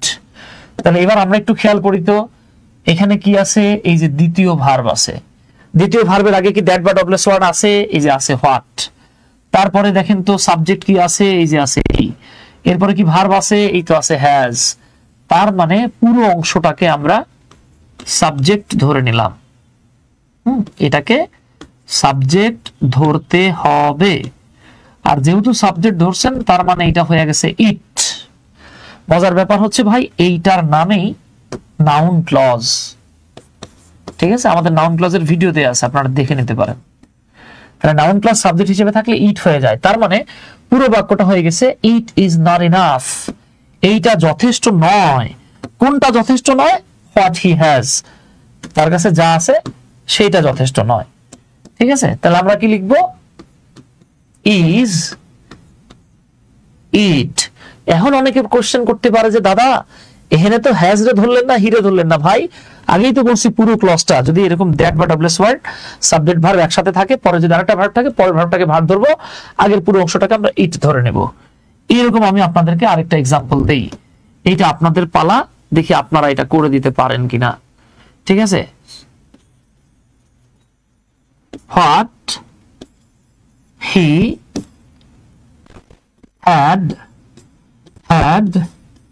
had little effect। দেখি আপনারা এই সেন্টেন্সটার ট্যাগ কোয়েশ্চেন করতে পারেন কিনা। It's your turn dear. হ্যাঁ, এবার আপনাদের পালা, আপনারা এই সেন্টেন্সটার ট্যাগ কোয়েশ্চেন করে দেন কুইকলি, ভেরি কুইকলি, দেখি কে করতে পারেন। আচ্ছা, তাহলে দেখেন মজার ব্যাপার হচ্ছে, এই যে এটা হলো সাবজেক্ট, এইটা হলো অক্সিলারি ভার্ব, পরে হচ্ছে ভার্বের মেইন ভার্ব বা মূল ফর্ম। এই যে ডাব্লিউএস ওয়ার্ড আসছে, পুরোটা হয়ে গেছে আমাদের সাবজেক্ট। তাহলে সাবজেক্ট ধরতে হবে, আমরা এটাকে সাবজেক্ট ধরলাম, এটাকে কি করতে হবে? ইট। এবং এই জিনিসটাই আমাদের জন্য কি? এই জিনিসটাই হলো আমাদের নাউন ক্লজ। তাহলে দেখেন, it had little effect, it had little effect, এটা লিটল ইফেক্ট রয়েছিল, মানে এটার ইফেক্ট ছিল না বললেই চলে। এবার দেখেন তো, লিটল শব্দটা নিজেই কিন্তু নেগেটিভ। ঠিক আছে, তাহলে আমরা কি লিখব? আমরা এইটাকে দেখেন ট্র্যাডিশনাল গ্রামার অনুযায়ী আমরা এটাকে লিখতে পারি হ্যাড ইট।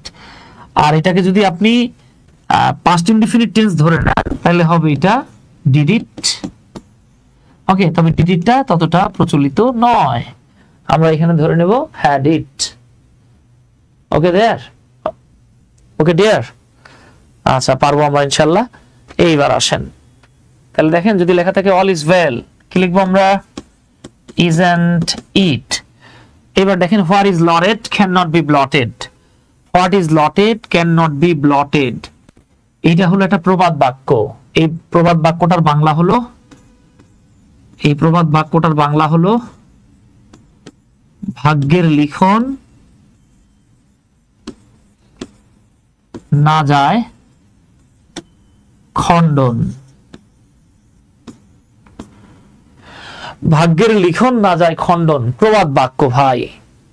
ঠিক আছে, what is lotted can not be blotted, isn't it? আচ্ছা, all the people, is all the people মানে সব মানুষ দিয়ে হয়ে গেছে। দেখেন, came here, didn't they? এবার আসেন হোয়াট, ওই যে দেখেন সাবজেক্ট ছাড়া ভার্ব ছাড়া জাস্ট এই চিহ্নটা যদি আসে তাহলে আমরা লিখব isn't it। এবার দেখেন the mother rose in her, এই রোজ হচ্ছে V2, এই রোজ মানে হলো জেগে ওঠা, ইন হার মানে তার, তাহলে এই বাক্যটা এখানে মাদার মানে হলো মাতৃত্ব, এখানে মাদার মানে মাতৃত্ব। আমরা জানি যা ধরা বা ছোঁয়া যায় না, যা ধরা বা ছোঁয়া যায় না সেটার পরিবর্তে ইট বসে। দ্য মাদার রোজ ইন হার, বাংলা হলো তার মধ্যে মাতৃত্ববোধ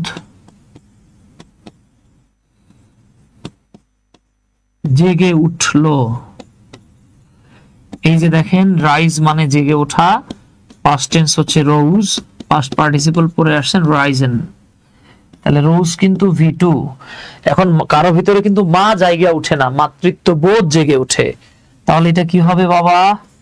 এটা হবে didn't it। সরি, দেখি এফ নাম্বারটা কে করতে পারেন?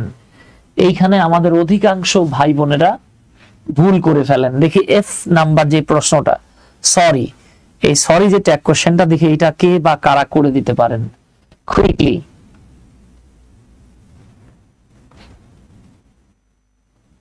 এই প্রশ্নটার উত্তর কারা করতে পারেন? কুইকলি কমেন্ট করতে হবে। ওকে,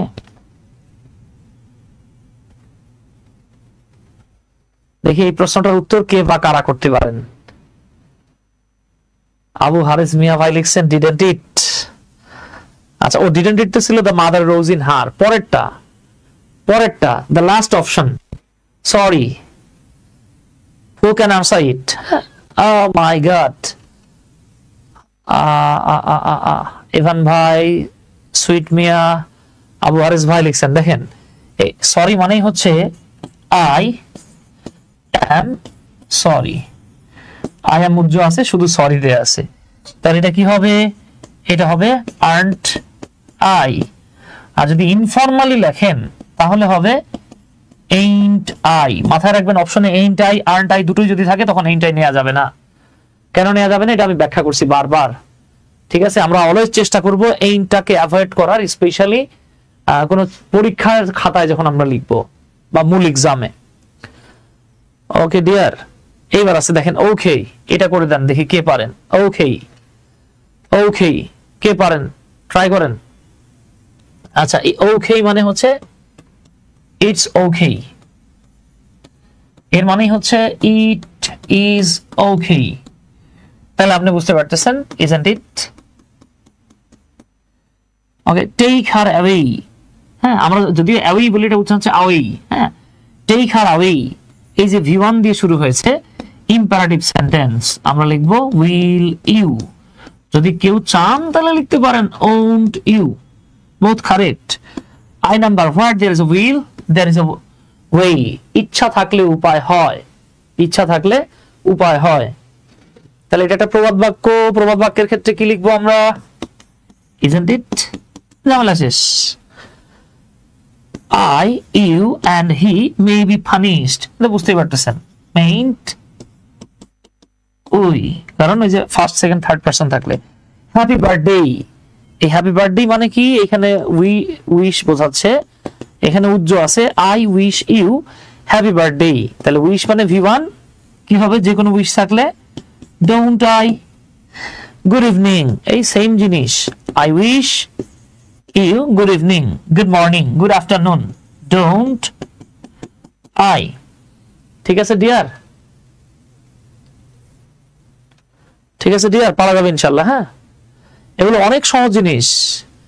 এইবার চলে আসি, দেখেন she knew that, সে জানতো যে I'm innocent। যদি that যুক্ত ক্লজ পান, খুব মনোযোগ সহকারে দেখেন, he knew that, I guess that, I believe that, we know that, এই যে that যুক্ত যখন দুটো ক্লজ থাকবে, হ্যাঁ that যুক্ত দুটো ক্লজ থাকলে এই যে দেখেন আমরা বলবো প্রথম অংশ অথবা প্রথম ক্লজ, এরপরে দ্যাটের পরে যেটা দেয়া আছে দ্বিতীয় অংশ অথবা দ্বিতীয় ক্লজ, দ্যাট যুক্ত দুটো ক্লজ থাকলে এক্ষেত্রে আগেরটাকে বাদ দিয়ে পরেরটা অনুযায়ী ট্যাগ কোশ্চেন লিখতে হয়। তাহলে আমরা she knew that, সে জানতো যে I'm innocent, হ্যাঁ আমি নিষ্পাপ নিরীহ, তাহলে কি হবে aren't I, তবে আপনি ইনফরমালি লিখলে লিখতে পারেন ain't I। এরপরে দেখেন if you help me today, যদি তুমি আজ আমাকে সাহায্য করো, I will help you tomorrow, আমি আগামীকাল তোমাকে সাহায্য করব। এই যে দেখেন যখন আপনি দেখবেন দুটো ক্লজ আছে, একটা হচ্ছে ইন্ডিপেন্ডেন্ট আর একটা ডিপেন্ডেন্ট, তখন আপনি ইন্ডিপেন্ডেন্ট অনুযায়ী, ঠিক আছে, যার সাথে লিঙ্কার থাকে সেই ক্লজটা ডিপেন্ডেন্ট হয়, অধীন ক্লজ হয়। অধীন ক্লজ কেন বললাম, দেখেন আমি যদি শুধু এতটুকু বলি যে যদি তুমি আমাকে আজকে সাহায্য করো, মনের ভাব প্রকাশ পায় না, একটা আকাঙ্ক্ষা থাকে, তাই এটা ডিপেন্ডেন্ট ক্লজ। কিন্তু আমি যদি শুধু এতটুকু বলতাম আই উইল হেল্প ইউ, আমি তোমাকে সাহায্য করব, মনের ভাব প্রকাশ পায়, স্বাধীনভাবে প্রকাশ পায়, তাই এটা হচ্ছে স্বাধীন ক্লজ বা প্রিন্সিপাল ক্লজ বা ইন্ডিপেন্ডেন্ট ক্লজ। তাহলে আমরা ডিপেন্ডেন্টটারে ক্যান্সেল করব, ইন্ডিপেন্ডেন্ট অনুযায়ী ট্যাগ কোশ্চেন নেব। আই উইল আছে, তাহলে আমরা কি লিখবো ওন্ট আই, ঠিক আছে। Now I love her, no আছে, নো এর কোনো ভ্যালু নাই, আই লাভ হার কি হবে ডোন্ট আই। বাই বাই, এটাও এক ধরনের উইশ, তাহলে কি হবে ডোন্ট আই। আবার দেখেন আই থিংক দ্যাট, এই যে দ্যাট আছে, দ্যাট থাকলে আগের অংশ ক্রস, পরের অংশ টিক, তাহলে কি হবে isn't he। আমরা ইজিলি কভার করতে পারি ইনশাআল্লাহ, ঠিক আছে ডিয়ার। তাহলে এগুলোরে খুব বেশি ফেয়ার বা ভয় পাওয়ার কোনো কারণ নাই। আরেকবার বলছি, আমাদের ফ্রি হ্যান্ড রাইটিং এ যারা যুক্ত হতে চান হোয়াটসঅ্যাপ নাম্বারটাতে যোগাযোগ করতে পারেন। আসেন আমরা এবার শেষ অংশটা দেখছি, লাস্ট স্লাইড। ওয়াও, এই যে ওয়াও, হ্যাঁ সাবজেক্ট নাই, ভার্ব নাই, কি লিখবেন isn't it, never tell a lie, imperative sentence, will you। এরপরে দেখেন that he is honest, ওই যে দেখেন that বা WS ওয়ার্ড, সাবজেক্ট ভার্ব বাকি অংশ এতটুকু যুক্ত আছে, এই পুরোটাকে আপনি সাবজেক্ট বা ইট ধরে নেন।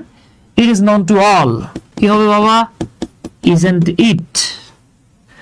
তারপরে দেখেন not only but also, not only Rupa but also we, আমাদের not only but also দ্বারা যুক্ত থাকলে দ্বিতীয় সাবজেক্ট অনুযায়ী ভার্ব বসে, এখানে not দেয়াই আছে, তাহলে আমরা কি লিখবো will we।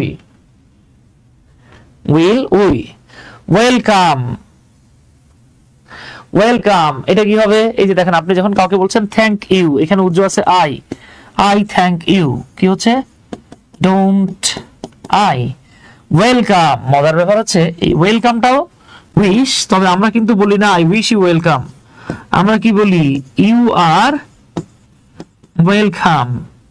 তাহলে যেহেতু ইউ আর ওয়েলকাম, সো এটা কি হবে aren't you। So my dear learners, এই ছিল আমাদের আজকের ট্যাগ কোয়েশ্চেনের A to Z আলোচনা। আমি দৃঢ় বিশ্বাস করি ইনশাআল্লাহ আমাদের আজকের এই ক্লাসটা দেখার পর আপনাদের কখনোই আর ট্যাগ কোয়েশ্চেন নিয়ে ঝামেলায় পড়তে হবে না ইনশাআল্লাহ। তো আপনাদেরকে বলে দেই, আমরা 23শে ফেব্রুয়ারি থেকে একটা ফ্রি হ্যান্ড রাইটিং এর কোর্স চালু করেছি। আমরা 1 থেকে 5 রোজার মধ্যে, হ্যাঁ আপনাদেরকে একটা মারাত্মক তথ্য দিচ্ছি, আপনাদের জন্য একটা গুড নিউজ বলতে পারেন, ঠিক আছে। আমরা 1 থেকে 5 রমজানের মধ্যে, হ্যাঁ 5 রমজানের মধ্যে আমাদের একটা ব্যাচ আসতেছে, অনলাইনের ব্যাচ, সেটা হলো A to Z of parts of speech। A to Z of parts of speech এর একটা অনলাইন কোর্স আসতেছে, যারা যুক্ত হতে চান এই কোর্সটাতে যুক্ত হয়ে যেতে পারেন। এইখানে 15 থেকে 17টা ক্লাস থাকবে। বাংলাদেশে এর আগে পার্টস অফ স্পিচ এভাবে কেউই ক্লাস করায় নাই, ঠিক আছে, কেউই ক্লাস করায় না। ইনশাআল্লাহ সুপার ডুপার একটা কোর্স পাবেন, যেখানে কোর্স ফি মাত্র 400 টাকা, ঠিক আছে, এটা আমি ইংরেজিতে লিখে দেই, মাত্র 400 টাকা। যারা যুক্ত হতে চান আমাদের হোয়াটসঅ্যাপ নাম্বার 019172111 236 এই নাম্বারে যোগাযোগ করতে পারেন। লাইফের বেস্ট পার্টস অফ স্পিচের একটা কোর্স পাবেন ইনশাআল্লাহ। তো আমরা আমাদের আজকের ক্লাসটা এখানে শেষ করে দিচ্ছি। আল্লাহ আমাদেরকে বাঁচায় রাখলে, সুস্থ রাখলে ইনশাআল্লাহ পরবর্তীতে আপনাদের সাথে আবার আরেকটা টপিক নিয়ে ক্লাসে আসবো। দেখা হবে, সে পর্যন্ত আল্লাহ হাফেজ।